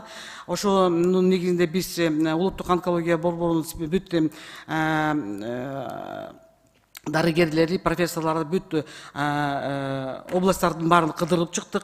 Лекция катары, практикалык жагынан катары, эми үчүн биздин онкология оорулары көбөйүп атат, эми үчүн биздин бейтаптар аябай өтүштүрүп келип атат ушул заманда. Ошонун баарын тең изилдеп, практикалык жардамдарды берип, лекцияларды окуп, кайсы азыр современный методдор бизде онкологияда колдонуп аткан, ошолордо дагы маалымат жок экен. Ошон менен биз түз байланышты түздүк, бүт областтар менен алардын көйгөйлөрүн уктук. Мисалы Нарын областында башка онколог дагы жок экен. биз онколог калгыла ставкаларды, анан кийин көбүнчө булардын дооматтары, арыздары онкологический специалисттер жетишпейт деген. Бирок ал ставкалардын баарын занимать эткен башка терапевт, хирургдар бар экен. Биз айттык, силер аларды үйрөткүлө, специализацияга жиберип коюп, ошолорду каражатын алып атат да онкологдор, специалисттердин. Бул аябдан деле кыйын эмес, муну иштеткенге мүмкүнчүлүк бар. Ошондой бир мисалы жардамдарды берип атабыз. Ошонун менен биздин онкология азыркы бүт көйгөйлөр чогулуп келип, каражат жетишсиздигине келип атабыз. Ошондой маалымат бар. Анан суроолор болсо мен жооп берейин. Рахмат, Бактыгүл Бекбоевна. Урматтуу депутаттар, суроолор барбы? Ырысбек Исламович, сизге сөз. Рахмат, Венера Калыбековна. Чын-чынына келгенде бул улуттук онкология борборуна акыркы үмүт менен барат да биздин жарандарчы. Эми эч кимге оору каалабайбыз, баары сакайып кетсин. Анан Бактыгүл Бекбоевна, сиз чын эле жакшы реформатор экенсиз да. Мен өзүм барып көрдүм. Бүт бөлүмдөрдү көрдүм, территориясын көрдүм. Бүт оорулууларга, жаш балдарга жакшы шарттарды түзүп берипсиздер. Аябай ишиңиз жакшы экен да, моюнга алыш керек, жакшы реформа кылыпсыз да. Анан могу региондордо Баткен областында жок да бизде азыркы учурда онкология бөлүмү. Баткен областында жок. Баткен областында койкалар бар. Баткен областында да жок. Жалал Абад областында да районный больницада онкологический койкалар бар. Алар баардык Орский межобластной центрга кайрылат биринчиден. Анан кээ бир дарыларды биздин бейтаптар өздөрү сатып алат экен да. Бизге мурунда биз Саплатага киргенде 17-жылы химиотерапия дарыларды өзлөрү сатып алат, бирок химиотерапевтический отделенияга бекер жаткырылат деген ошондой законго кирип калган. Андан кийин закон өзгөрүлүп, 20-21-жылдардан баштап дарыларга, химия дарыларга бөлүнө баштады каражат. Биздин чоң бир көйгөй мындай болуп атат. Эмне үчүн бейтаптар көбүнчө сатып алып атат дарыларды? Каражат бөлүнүп атса дагы. Каражат бөлүнүп, каралып, андан бөлүнүп чыкканда, ошондо биз март-апрель айга келип калат экенбиз. Анан кийин биз тендер ойнойбуз. Анан тендер форс-мажорный обстоятельства жок болуп, баары так-маттак өтсө, ошондо биздин бейтаптар дарыны сентябрь, октябрь убагындарда алып калат экен. Ага чейин жылдан баштап, ошо күзгө чейин дарылар алынбай калат экен. Ошон үчүн биз, мен дагы жанакы өзүм жаздым, бир караштырып берип, кайсы бул деңгээлде чечилет экен, ошо дарыларды непосредственно жанакы тендер ойнойлой эле бир каражаттар бөлүнөт да, определенный дарылар керек баарбирчи. Ошону өкмөт чечеби, кандай чечилет, производительден сатып алабызбы, ошо көйгөйлөр чечилип калса жакшы болот эле. Бул процесс токтолбойт такырчы. Бейтаптар операциядан кийин, жендуркактабыдан кийин химиотерапия алыш керек. Убагындагы дарыларды биз ала албайбыз, каражат жете элек бизгечи. Ошону менен перерыв болуп калып атат. Түшүнүктүү. Венера Калыбековна, сиз министрлер кабинетине тапшырма берсеңиз, ошол улуттук онкология борборуна бир акчаны аябай тез аранын ичинде бөлүп караса жакшы болот эле да. Рахмат. Рахмат, Ырысбек Исламович. Кезекте сөз Айбек Тураталиевич, сизге. Бактыгүл Бекбоевна, сиз жетекчи болуп келгенге канча болду? 1 жылдан кичине ашты. 1 жылдан ашты. 1 жыл иштеп коюпсуз. Сиз азыр айтып кеттиңиз да, бизге акча бөлүнөт, бирок жетпейт деп. Ага эми азыр өзүңүз жооп бердиңиз, оорулуулар өздөрү сатып алат деп, акчаны дарылардычы кайра эле ошол элдин эсебинен эптеп жеткирип атыптырбыз да. Туурабы? Бөлүнгөн каражат жетпесе. Анан аздан экинчи сөзүңүздө айтып кеттиңиз, бул бизге мартта акча бөлүнүп, тендерден өтүп, сентябрда араң алабыз деп. Сиздер заявканы жылдын башында бересиздер да. Канча акча керек экенин, кандай жака жумшалышын билесиздер да. Билебиз. Билебиз. Эгер билсеңиз, сентябрда берилгенде, мисалга 1 жылда 100 больнойго кетүүчү каражатты айтасыз сиз. Ал кийинки жылкы тендер өткүчөктү ал жетиш керек да, эл сатып алган үзгүлтүк болбош керек. Же эмне сентябрда кайрылган 3 айга эле ылайык акча бөлүп коебу? сентябрда биз каралган ошо алган дарыларыбыз сентябрдын аягына чейин жетет, жылдын кичине башына чейин жетет. Ага чейин жетпейт. Мен химиотерапия дарылоо бул деген көп каражат керек. Биз толугу менен баарын заявканы ала албайбыз. Мен айтып атпаймынбы, бизге 2,5 миллиард сом керек. Бүт локализациялы, бүт онкологиялык ооруларга жетиштүү болуш үчүн. Биз акыркы алган заявкабызга 60 миллион эле бөлүндү. Ошон үчүн биз жанакы ошо 60 миллион же жанакы 160 миллион сомго алынган акчабыз, дарыбыз ошо көйгөйчүлүк менен алынат да, бейтаптарга да убагында жетпейт. Ақтөбе бойында азыр мына берген жоопторуңузду өзүңүз мындай кеңирчиликте угуп отурсаңыз, өзүңүз мындай түшүнөсүз да. Азыр айтып атасыз, 63 миллион бөлүнөт. Бул 4төн 1 гана бөлүнөт экен да, керектүү каражаттын.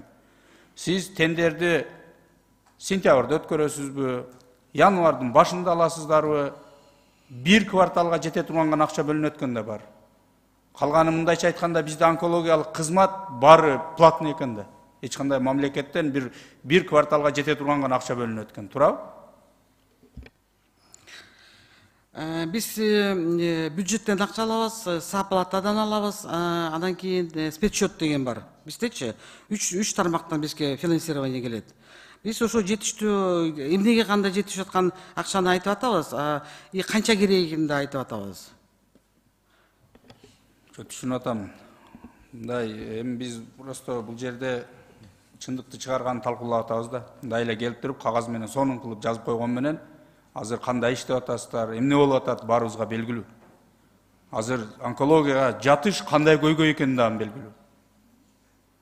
Кантип жаткырып атканды мына биз деле жаткырып атабыз, туугандарыбызды көрүп атабыз. Ошондой терс көрүнүштөрдөн арылыш керек. Биз бул жерде бири-бирибизди мактап, ой, сонун реформаторсуз мындай деген менен ал иш алдына жылып кетпейт. Биз бул жерде болгон акыйкатты айтып, өзүбүздүн кемчилигибизди жоюшубуз керек. Ошондо иш жумуш алдына барат. Мына онкологияда болуп аткан жанакы кемчиликтер өтө. Региондордон келген больнойлор жумалап, 1 айлап ушул Бишкекте квартплат төлөп, күнүнө 3-4 миңден жашап, анализдери чыкчакты, аяктан келген анализдерди жок, сен бул жактан тапшырышың керек, бул туура эмес деген көйгөйлөр болуп атат. Эмнеге андай, эмне бизде Жалал-Абадта же Ошто башка лаборатория чыгарып, бул жерде башка чыгарабы? Бул дагы болсо коррупциялык схема болуп атат. Анткени ар бир дарыгер, ар бир тапшырган анализинен доля алат. Процент алат ошол лабораториядан. Ошондуктан кайрадан элди кыйнап биз кайрадан өткөрүп атабыз лабораторияга изилдөөдөн. Андайлар токтотуш керек. Раз келип атабы, ал жактан направление менен жаткырылсын деп келгенден кийин ошол анализдер менен жаткырылыш керек. Эмне же региондогу врач менен бул жердин айырмасы барбы? Болгону бул жерде жабдуулар жакшы үчүн ушул жака аргасыздан жөнөтүлүп атат. Ушуга окшогон маселелерге жакшыраак көңүл буруңуз. Бүгүнкү күндө онкологиялык оорулар канча саплата төлөйт? Онкологический оорулардын эки хирургический профили бар, терапевтический профили бар. Алар минимальный, средний, максимальный 3 уровеньде төлөшөт. Терапевтическийлер 500 сомдон 6000 чейин, хирургическийлер 1000 сомдон 14,5 миңге чейин акча төлөнөт. Бирок жанакында бизге бир маалымат келген, 20 миңден саплата төлөнөт экен депчи. Ошол эле мезгилде мына сиздин өзүңүздүн баяндамаңызда жазылып турат. 31% бул 3-чү стадияда келет деп. 3-чү стадиянын анын мына өзүңүз жазып атасыз, бул жерде баяндамада калган көбү летальный исход менен 1 жылдын ичинде кайра кайтыш болуп атат. Бизге ошол акыркы үмүт менен жашоосунан үмүт кылып келген. Эми өзүңүз деле жакшы билесиз, бул онкология оорулуу менен бай эле кайра эле барып туруп ошол биздин социалдык жактан аз камсыз болгон, социалдык уровень жашоосу төмөн болгон адамдар, жашоо шарты оор болгон жарандарыбыз көбүрөөк ооруйт да. Аларга бул сумма көп эмеспи? Бул өтүшүп кеткендер мен мурда да айтып кеттим. 3-чү стадия 31%. А негизи 3-чү, 4-чү стадия болуп 50%-тан көп болот.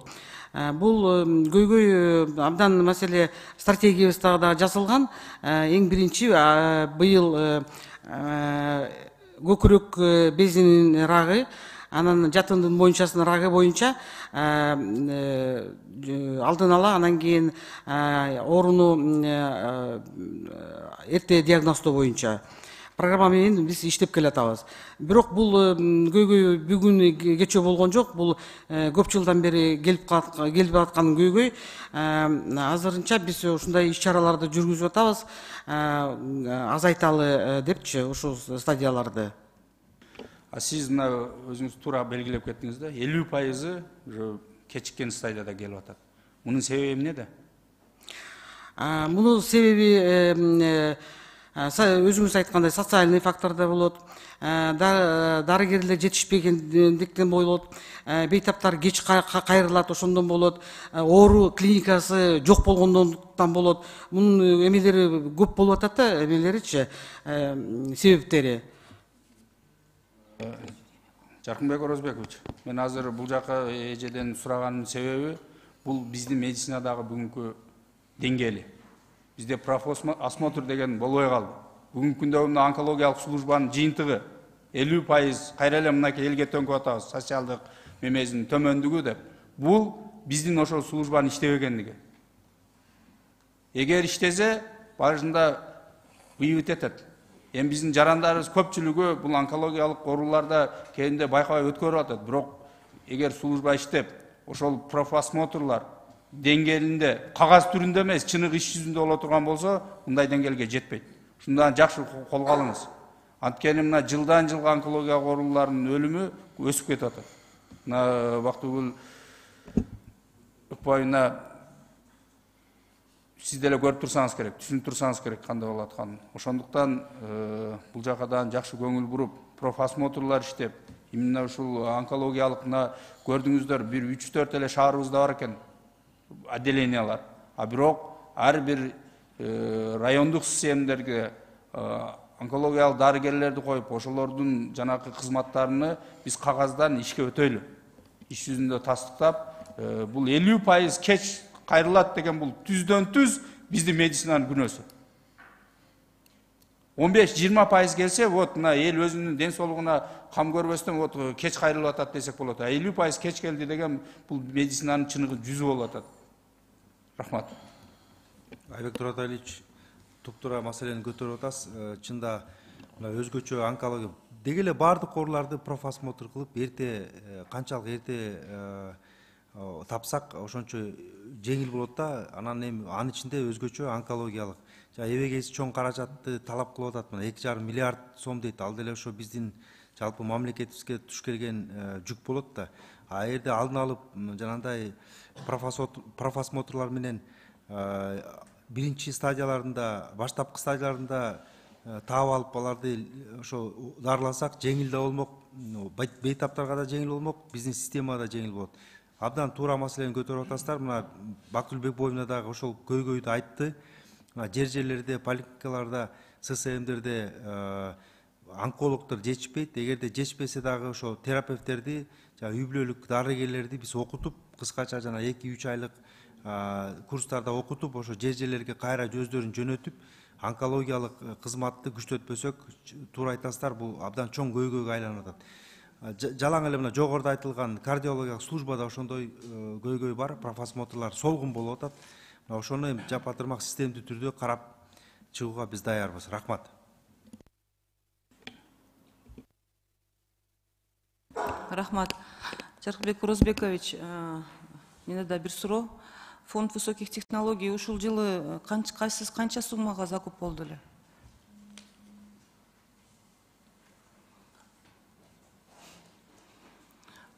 Себеби каражатыбыз жетишпей атат, дары дармектер жетишпей атат деп Бактыгүл Бекбоевна азыр эле айтып кетти. Ошону сиз кандай маалымат бар сизде? Фонд боюнча анан 2 булак бар да бизде. Жана централизованный мероприятие фонд боюнча. Жана жалпы ошол медициналык чараларга 350 миллион деп каралып атат. Бирок бул дагы жана дары дармекти кошкондогу сумма болуп атат.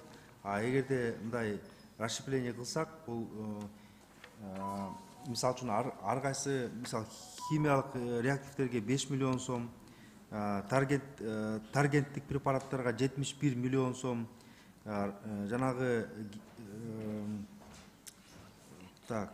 и ангиогемофильный факторларга 22 миллион сом.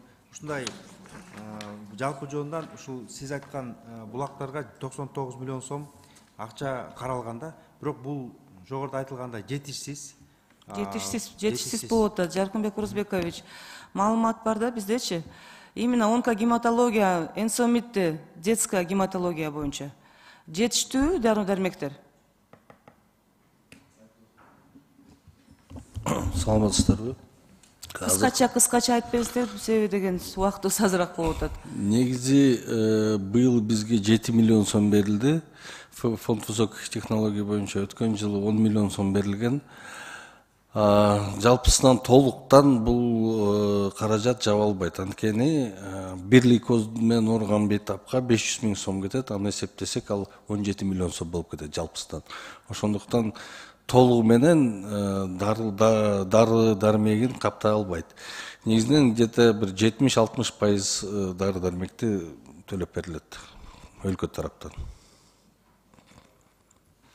Азыркы учурда жетиштүүбү? Азыркы учурда кыскача эле айтып койгулачы, жетиштүүбү силердин дары-дармектер? Биздин балдарыбыз кыйналбайбы азыр? Азыр кыйналып аткан жок, 80% дары бизде бар. 80%. 80% қан, тромбомаса, плазма бүт берилет. Дарылардан, химия дарылоо жактан 80% дарылар бар бөлүмдө. Макул, рахмат.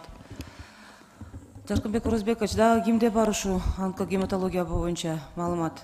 Эгерде бизге бүгүн ата-энелер келиптир, ата-энелерге бир сөз берип койсок кыскача, бир өңөр эле бир чыгып бизге маалымат берип койсоңор өздөрүнүн көйлөр боюнча. Саламатсыңарбы? Рахмат, сөз бергениңерге. Абдыразакова Гүлмира, Бейтап коомдун уюму. Бизде энелери келе албай калды, бирок бизге сунуш берди, биздин көйгөй сөзүбүздү жеткирип берсеңер. Негизи онкогематологияда жетиштүү болгону менен сапаты начар алынып калган, аны биз күбөбүз, аны деле врачтар күнөөлүү эмес.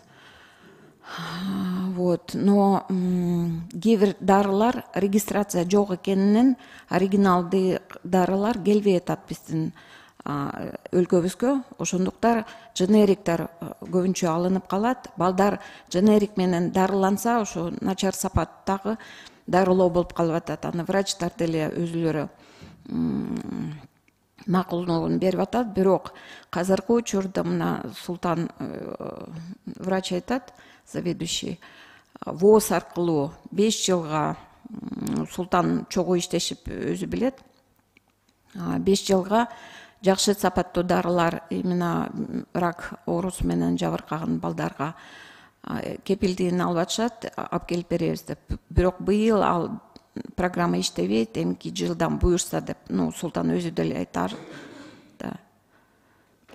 Надо было озвучить об этом, Султан. Жооп берип коеюн азыр. Негизи өткөн жылы биз тендер өткөргөндө жаңы бир проблеманы байкаганбыз. Тендер боюнча бизге Кыргызстанга келген дарылардын бүт көбүн 90% Индия же болбосо Кытай производствосу. Анан биздин бейтаптардынга ал көбүнөсү ылайыксыз болот. Ошол менен күрөшүү үчүн биз бөлүмдө биздин чоңдорубуз менен чогуу кеңешип ВОЗко проект жаздык. Всемирная организация здравоохраненияга. Алардын жаңы проектisi болуп атыптыр. Шу Орта Азиядагы 2 өлкөгө жардам берейин дешип атыптыр. Дарылардын бардыгын Америка жана Европалык производительдерден алып келишет экен. Быйыл ошол проект боюнча өттүк. Кыргызстан Кудайым буйрса эмки жылдан баштап берилип баштайт. Андан тышкары дагы бир проектке да жаздык Америкага. Ал жактан болсо дагы келе турган болду. Ошол менен эмки жылдан баштап буйрса эки тараптан бизге оригинал препараттар келе баштайт. Дагы сунуш эмес, кошуп кетейин. Негизи жанакы дженерик дарылар келип атканы былтыр коронавирус учурунда постановление 178 чыгарылды. Ал болсо именно коронавирус учурундагы дарыларды алып келишке без регистрация макулдугун берген норматив. Бирок башкалар болсо коронавирус эмес, дагы башка дарыларды киргизилсин без регистрации деп. Анан былтыр болсо бүт баары саламаттык сактоо министрлери, медучреждениялар бүт регистрациясы жок, ушу постановление такалып, алынып баштады. Онкология бүт жерде, но это вынужденная мера была. Быйыл кайра эле ушу постановление сунуштап эле, кайра эле недобросовестный фармкомпаниялар ошону сунуштап деди. Марттан бери артына жүрөт, биз ажообузга кат жөнөттүк, ошо постановление токтоткула деп. Токтотту, бирок былтыр эмес, бул пятница күнү кайра эле Кабминде каралыптыр ошо постановление. Ошону сураныч элдин өкүлү болгон үчүн өзүңөр врач экенсиңер, ошо постановление токтотконго аракет кылгыла. Ал негизги мындай керек жок норматив болуп атат. Казыркы учурда жанакы ЕЭК внутренний регулятор ЕЭК ошону токтотулду, национальный регуляторду киргизип атат. Ошо регулятор менен бүт дары дармектер упрощенный системанын киргизсе регистрациядан өтүш керек. Өтпөсө кайсы дарылар ким алып келип атканын, кандай болуп атканын аны эч ким көзөмөлдөй калбай калат. Анан ким тартат азабын? Бейтаптар, анан медучреждение руководитель. Аны нельзя допускать. Это нужно приостановить. Сейчас он в кабинете министров вот в пятницу обсуждался это постановление. Сейчас вот национальный регулятор, просто нужно упростить его и регистрацию. Есть перечень особый, да? Спецперечень. Но и там тоже. Там только название препарата. Но страна-производитель там нету. Поэтому спецперечень тоже, если это будет постановление, это будет зеленый свет для всех недобросовестных фармкомпаний. Все добросовестные фармкомпании могут уйти из рынка, потому что они добросовестно платят налоги, регистрируют, все как полагается по закону. А есть недобросовестные, которые ввозят welcome и продают, конечно, все сейчас очень заинтересованы, сейчас большие деньги в систему здравоохранения идут, и, конечно, просто все хотят куш снять. Этого нельзя допускать. Спасибо. Артурбек Берембекович, уктуңуздар сөздөрдүн баарына, мына фомустун түздөн-түз милдети. Бул качество медицинанын качествосын карай турган мына сиздерсиздер. Канчалык деңгээлде туура дарыланып атат. Эми бул азыр айтып отурса, бизге эч кандай таладан алып келип регистрациясы жок дарыларды эмне, балдарды биз дарылабай кайра улап атабызбы? Жана департамент лекарственных средств карайт. Регистрация. Артурбек Берембекович, сиздер ошол медициналык кызматтын деңгээлин сиздер текшересиздер. Департамент жооп берсе, туура эмес дары алып келсе, сиздер барасыздар го, жөнөкөй эле мекемелерге, медициналык мекемеге барып алып туруп, жөн бир байкуш врачты канча эзесиздер? А эмнеге ушундай коррупциялык жолдор менен алып келип жатып, дарыланып аткан дарылар боюнча маселе көтөрбөйсүздөр? Мынакей 1 жылдан ашыптыр, ошондон бери алып келип аткан бир көтөрдүңөрбү ошол маселени? Койдуңуздарбы бир коллегияда, вот мындай көйгөй болуп атат бизде деп? Койбойсуздар. Анткени сиздерге дагы баары. Кандай дары келип атат? Балким ошол алып келип аткан фарм компаниялар кичинеден берип аткандыр сиздерге. Ошон үчүн чыкпай отурасыңар, ушундай биздин келечегибиз болгон балдарды регистрациясы жок дарылар менен дарылап. Азыр кайра айтып атасыздар, туура ушундай болгон, эми кылабыз деп. Биздин ар бир күн, ар бир минута, ар бир баланын өмүрү биз үчүн өзүбүздүн жашоодон дагы кымбат турат мен үчүн. Давайте жолго салбайсыздар мына 1 жылдан ашык мына мен азыр эжени угуп отуруп ыйлагым келди. Биз кандай өлкөдө жашап атабыз? Урсал представитель вопросым был расметилді. Дары каражаттар жана медициналық буюмдардын орун басары Бибоев Канат. Указанное постановление правительства 178 было утверждено в рамках борьбы с коронавирусной инфекцией в 2020 году. В этот перечень входило лекарственные средства, противоковидные препараты, а также перечень жизневажных лекарственных средств для лечения коронавирусной инфекции. Кечиресиз, сөзүңүздү бөлүп койдум, кечиресиз. Эми буну кайталаганда азыр уктук маалыматты. Азыр кайра эле ошол сөздү кайталайсыз да, мынандай болду деп. А эмне себептен именно ал коронавируске тиешеси жок дарылар келип атат деп мен фомустан сурап атам ошону. Эмне себептен текшербедиңер деп. Эми жөн эле бул жерде Бул дары каражаттар атайын жашоо үчүн улуттук жанагы тизмек бар. Бул адамзатка дарылоо жана профилактикалык үчүн дары каражаттарынын тизмеги бул өкмөттүн токтому менен бекитилген. Кечиресиз, ал маселени биз жакшы түшүнөбүз. Түшүнгөн үчүн ушул суроолорду берип атабыз. Эмне себептен ошол регистрациясы жок дарыларды киргизгенге допускать эттиңер деп мен ФОМСтан ошону сурап атам. Ар бир пролеченный случай ФОМС тарабынан текшерилет. ФОМС тарабынан барып туруп канчалык деңгээлде туура дарылоо жүргүзүлүп атат деп. А регистрациясы жок. Мына азыр Султан Амангелдиевич өзү айтып кетти. Качественный, оригинал дарылар келбей атат деп. Эми бул не деген сөз эми? Не биз бүт самопалдары менен дарылап келиппиз да азыр. Андан көрө лучше дарылабаш керек анда. Жок, бизде жок деп бекер мынтип эптеп элди алдап кайра зыян келтиргенден көрө анда өзүнө коюп коюш керек. Мынаны сатып кел, мына оригиналдарын деп. Кошумчалык койсом болобу?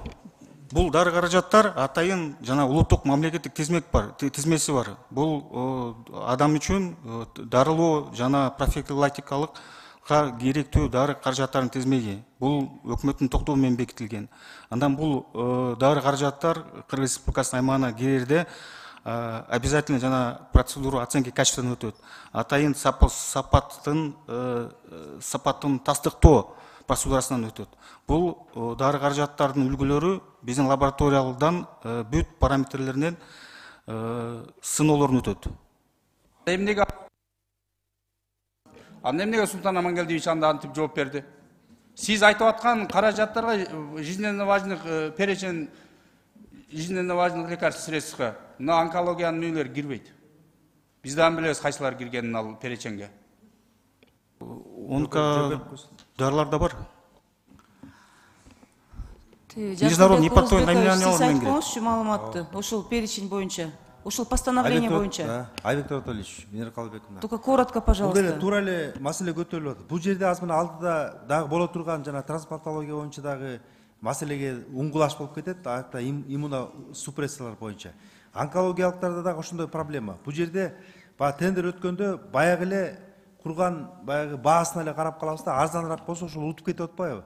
Бул жерде спецификацияда биз лечебный безопасность, клинический эффектиге ставка коюшубуз керек. Ошону приоритет кылып көтөрсөк, ошондо жана эжеде айтып аткан, мына азыркы кеп болуп аткан дарылар өтөт ошондо. Жанагы торговый наименование, брендовый эмелер дарылар өтмөк да. Жол болсо баягы арзанына эме кылганда башка бир экинчи, үчүнчү деңгээлдеги мамлекеттен дарылар келип калып, анын клиникалык эффектиси жок болуп атат.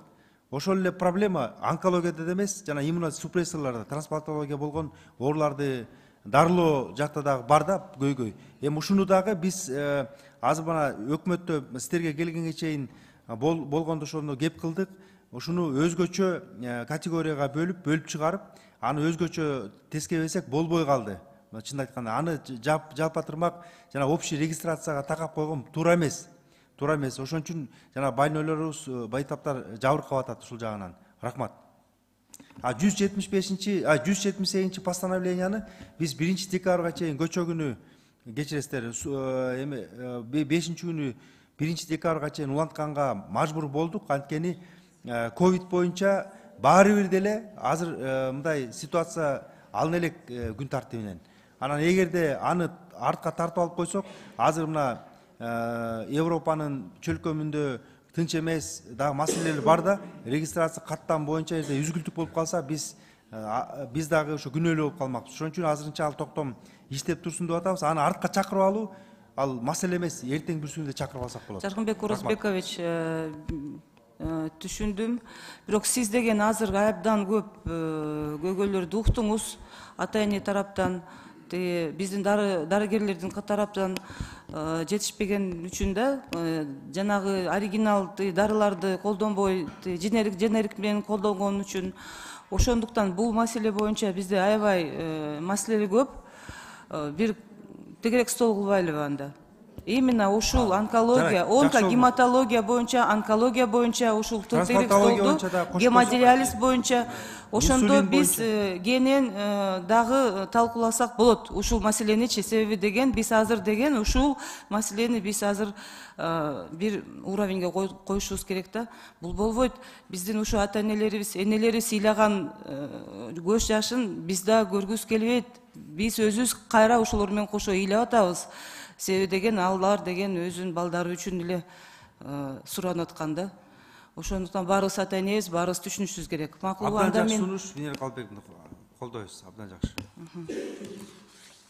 Анда 8-чи маселе боюнча урматтуу келген коноктор, урматтуу депутаттар, комитеттин чечимин окуп берейин. Кыргыз Республикасына гемодиализ, онкология жана кардиология кызматтарынын абалы жөнүндө Кыргыз Республикасы Саламаттык сактоо министрлигинин маалыматы эске алынсын. Урматтуу депутаттар, добушка коем, добуш берип коюңуздар. Бир ким макул? Баары макул. Бизде доверенностьтер бар ошондуктан.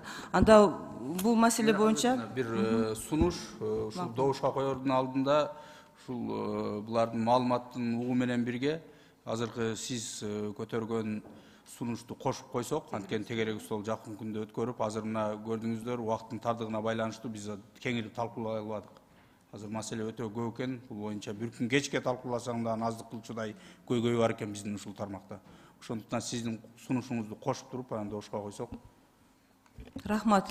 Анда сунуштарды эске алуу менен добушка коем, урматтуу депутаттар, добуш берип коюңуздар. Баары макул, каршы жок. Рахмат. Анда 9-чу маселе токтом боюнча сизде беле? Как койдум мен? Все. Кыргыз Республикасынын Жогорку Кеңешинин 2022 жылдын 2-июндагы протоколдук тапшырмасы жөнүндө маселе кароо сунушталат. Бул маселе боюнча Кыргыз Республикасынын Саламаттык сактоо министринин милдетин аткаруучу Касымбеков Жаркынбек Орозбекович жана башка министрликтердин чакырылган. Аталган маселе боюнча Жаркынбек Орозбекович маалымат бериңиз. Сураныч кыска, убакытыбыз аз болуп атат. Сөз министрликтин дарылоо иштери боюнча орун басары Садыков Улан Асанбековичте.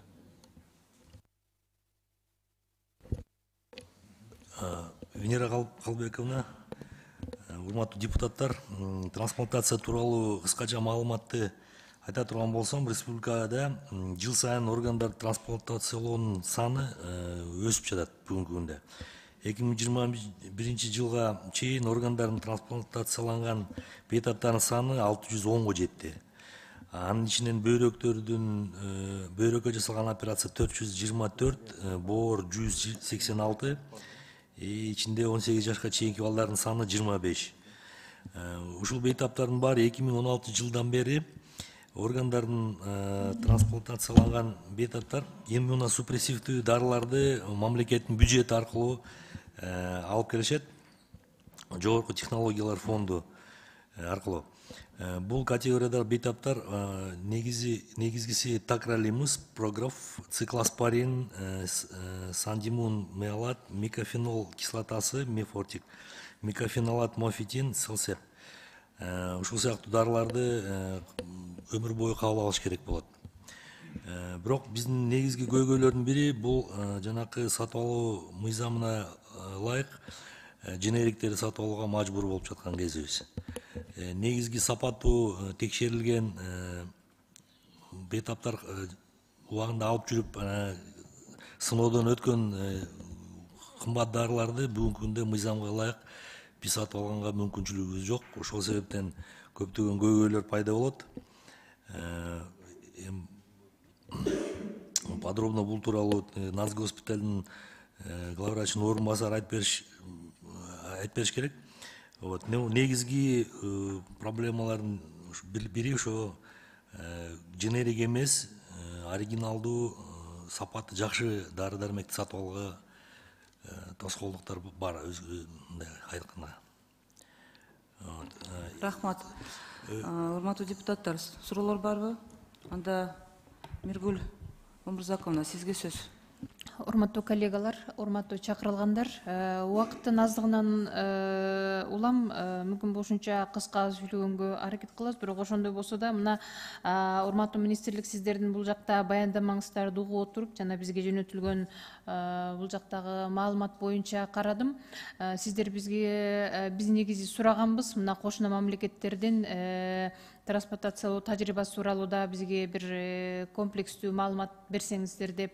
Ал боюнча дагы эч кандай маалымат жок экен бул жакта. Анан сиздердин адистердин ойлору, адистердин негизи мына ушул трансплантация боюнча дагы өздөрүнүн кандайдыр бир бизге маалыматтары керек болчу, ал боюнча да жок экен.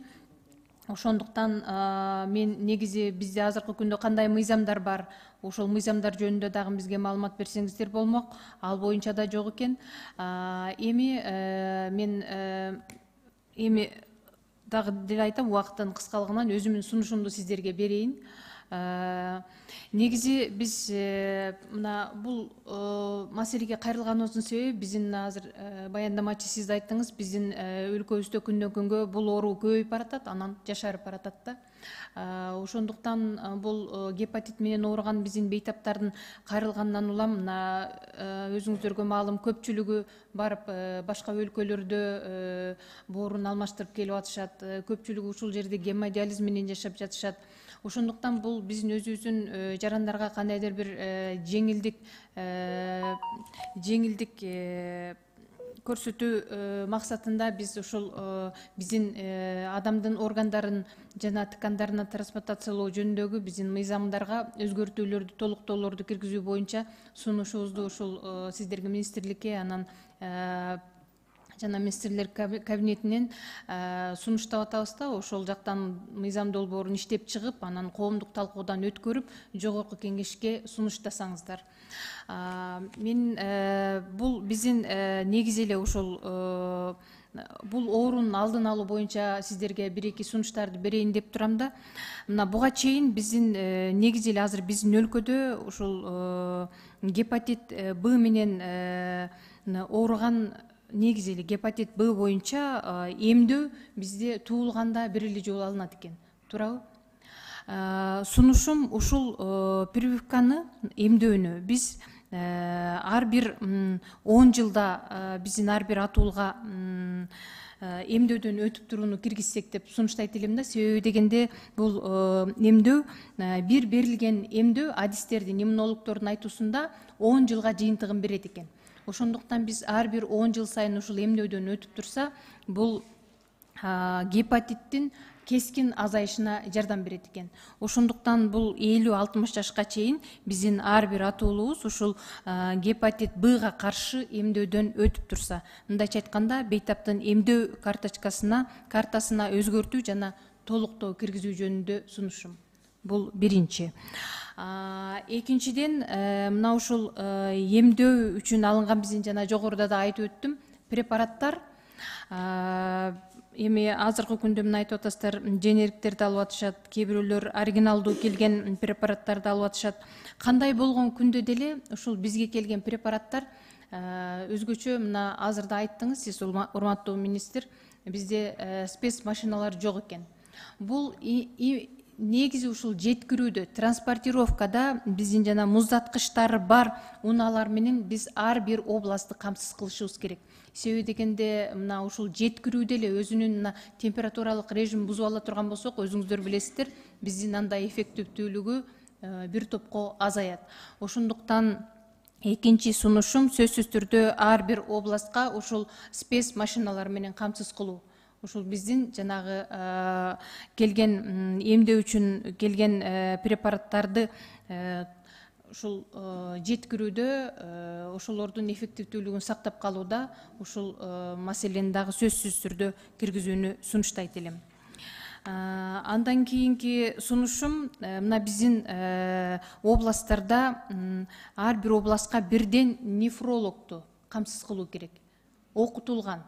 чет өлкөдөн болобу же өзүбүздөн окутулган болобу күчтүү нефрологдорду ушул мына мисалы үчүн операция болуп келгенден кийин бизде реабилитациялык эч кандай борборлор жок. Бул жерде биздин бейтаптарга жардам үчүн ар бир областта бирден нефрологду 6 айдан 1 жылга чейин жок дегенде жөнөтүп болсо дагы камсыз кылышыбыз керек.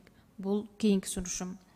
Ошондой эле эгерде биз мына биздин борбордук ооруканалардын биринде же өзүнчө органдарды трансплантациялоо боюнча бөлүм же институт ачуу маселесин көтөргөнбүз.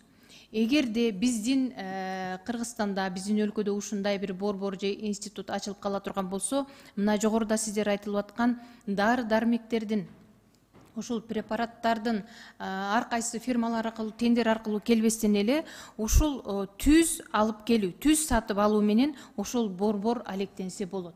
Ошондуктан ушул борбордун же институттун ачылышын биз ушул биздин өлкөдө өзгөчө азыркы күндө керектүү деп эсептейм. Ушуга урматтуу Жаркынбек Орозбекович өзүңүз дагы баш болуп ушул биздин республикада ушул борбордун ачылып калышына түздөн түз көмөктөшсөңүз, биздин мына бейтаптар да келип отурушат бул жерде, алар да өздөрүнүн оюн айтышат. Чоң бир эмгек болгон болот эле да. Рахмат. Уруксат берсеңиз, кыскача жооп берсеңиз, бизде азыраак жок калды убактыбыз. Борбор тууралуу сөз кылып кеттиңиз. Бүгүнкү күндө бизде Бишкекте баланы жана энени коргоо улуттук борборунда трансплантация бөлүмү ачылган, расмий түрдө иштеп жатат. Ошол жерде бүгүнкү күндө 50-50 трансплантация болду, бөйрөк которулду уже. Азыр лабораториялык жабдыктарды толуктап ишке киргизсек, ал жумуш рутина жасалып баштайт. Жумасына 1-2 операциядан болушу мүмкүн. НИХСТОдо дагы ошол негизделип жатат, ал жакта да ошол жумуш трансплантация операциялары даярдалган этаптабыз азыр. Рахмат. Рахмат. Жаркынбек Орозбекович, трансплантология боюнча бизде ушул бөлүмдү да тегерек столго киргизели. Давайте ошону да аябай талкуулаш керек, себеби деген бул жерде маселелер көп. Кечирип коесуздар, бизде просто азыр убактыбыз аз болуп калды. Саат 2-де да башка комитет отуруш керек. Ошон үчүн мени түшүнүп койгула, мен азыр чечимди айтып коеюн, башка суроолор жок болсо. Анда комитеттин чечими Кыргыз Республикасынын Жогорку Кеңешинин 2022 жылдын 2-июндагы протоколдук тапшырмасы жөнүндөгү Кыргыз Республикасынын Саламаттык сактоо министринин маалыматы эске алынсын. Урматтуу депутаттар, сунуштар эске алуу менен добушка коем, добуш берип коюңуздар. Ким макул? Баары макул, каршы жок. Анда ушул маселе боюнча, аталган маселе боюнча коноктор кетирсеңер болот. Урматтуу депутаттар, 9-10 маселе боюнча кошумча маселе бар. Кыргыз Республикасынын Улуттук илимдер академиясы жөнүндө ошол боюнча биз бейтаптардан сөз сурап аткан азыр убакыт жок азыр. Ошол боюнча биз анда чечимге келдик. Рабочий группа түзөбүз. Сизден эми маалымат алганга убактыбыз жок болуп атат да. Венера Калбековна, мен айтып койсом болобу? Эми момундайда кыскача рабочий эмеси түзүлгөндө, түзүлүп Совет безопасности боюнча межведомственный комиссия түзүлүп, прокуратуранын өкмөткө болгон чечими бар. Ошону Миргүл Өмүрзаковна, затребовать этип министерство кетип атат, биздин сүйлөй турган сөздөрүбүз бар.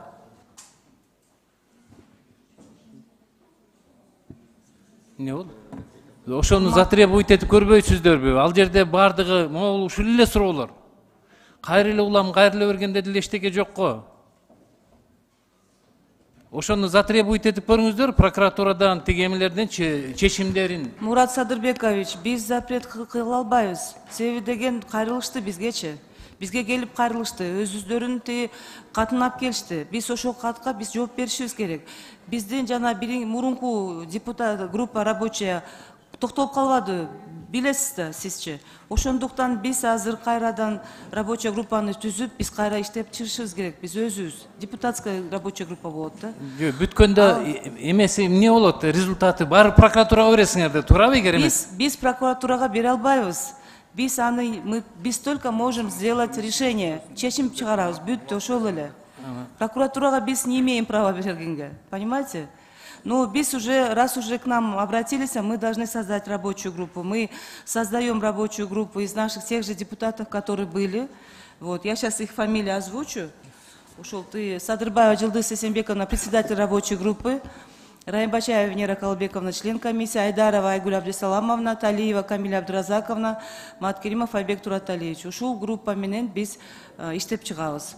Но прокуратурага беребиз, сотко беребиз, биз андай чечим чыгап бере албайбыз, туурабы? Мы только можем сделать решение по поводу нашей комиссии. Ошол эле. Просто убактыңар, мен неметип атам да, убактыңыздарды. Была рабочая группа, я озвучила. На самом деле мы будем работать с сентября месяца. Түшүнүктүү, эметип туруп жанан.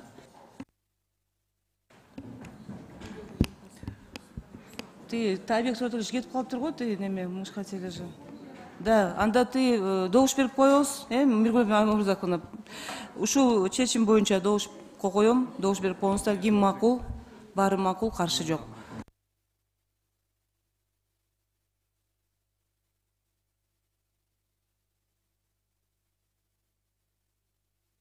Урматтуу депутаттар, дагы почетный грамота боюнча талапкерлер бар. Фамилияларын эле айтып коеюн. Абышев Аскарбек Шашимбекович, врач-онколог Сатыбалдиева Жанна Эсенбековна, Жумалиев Атабек, Ош областынын ооруканасынын эндоскопист дарыгери. Рахмат, чоң рахмат.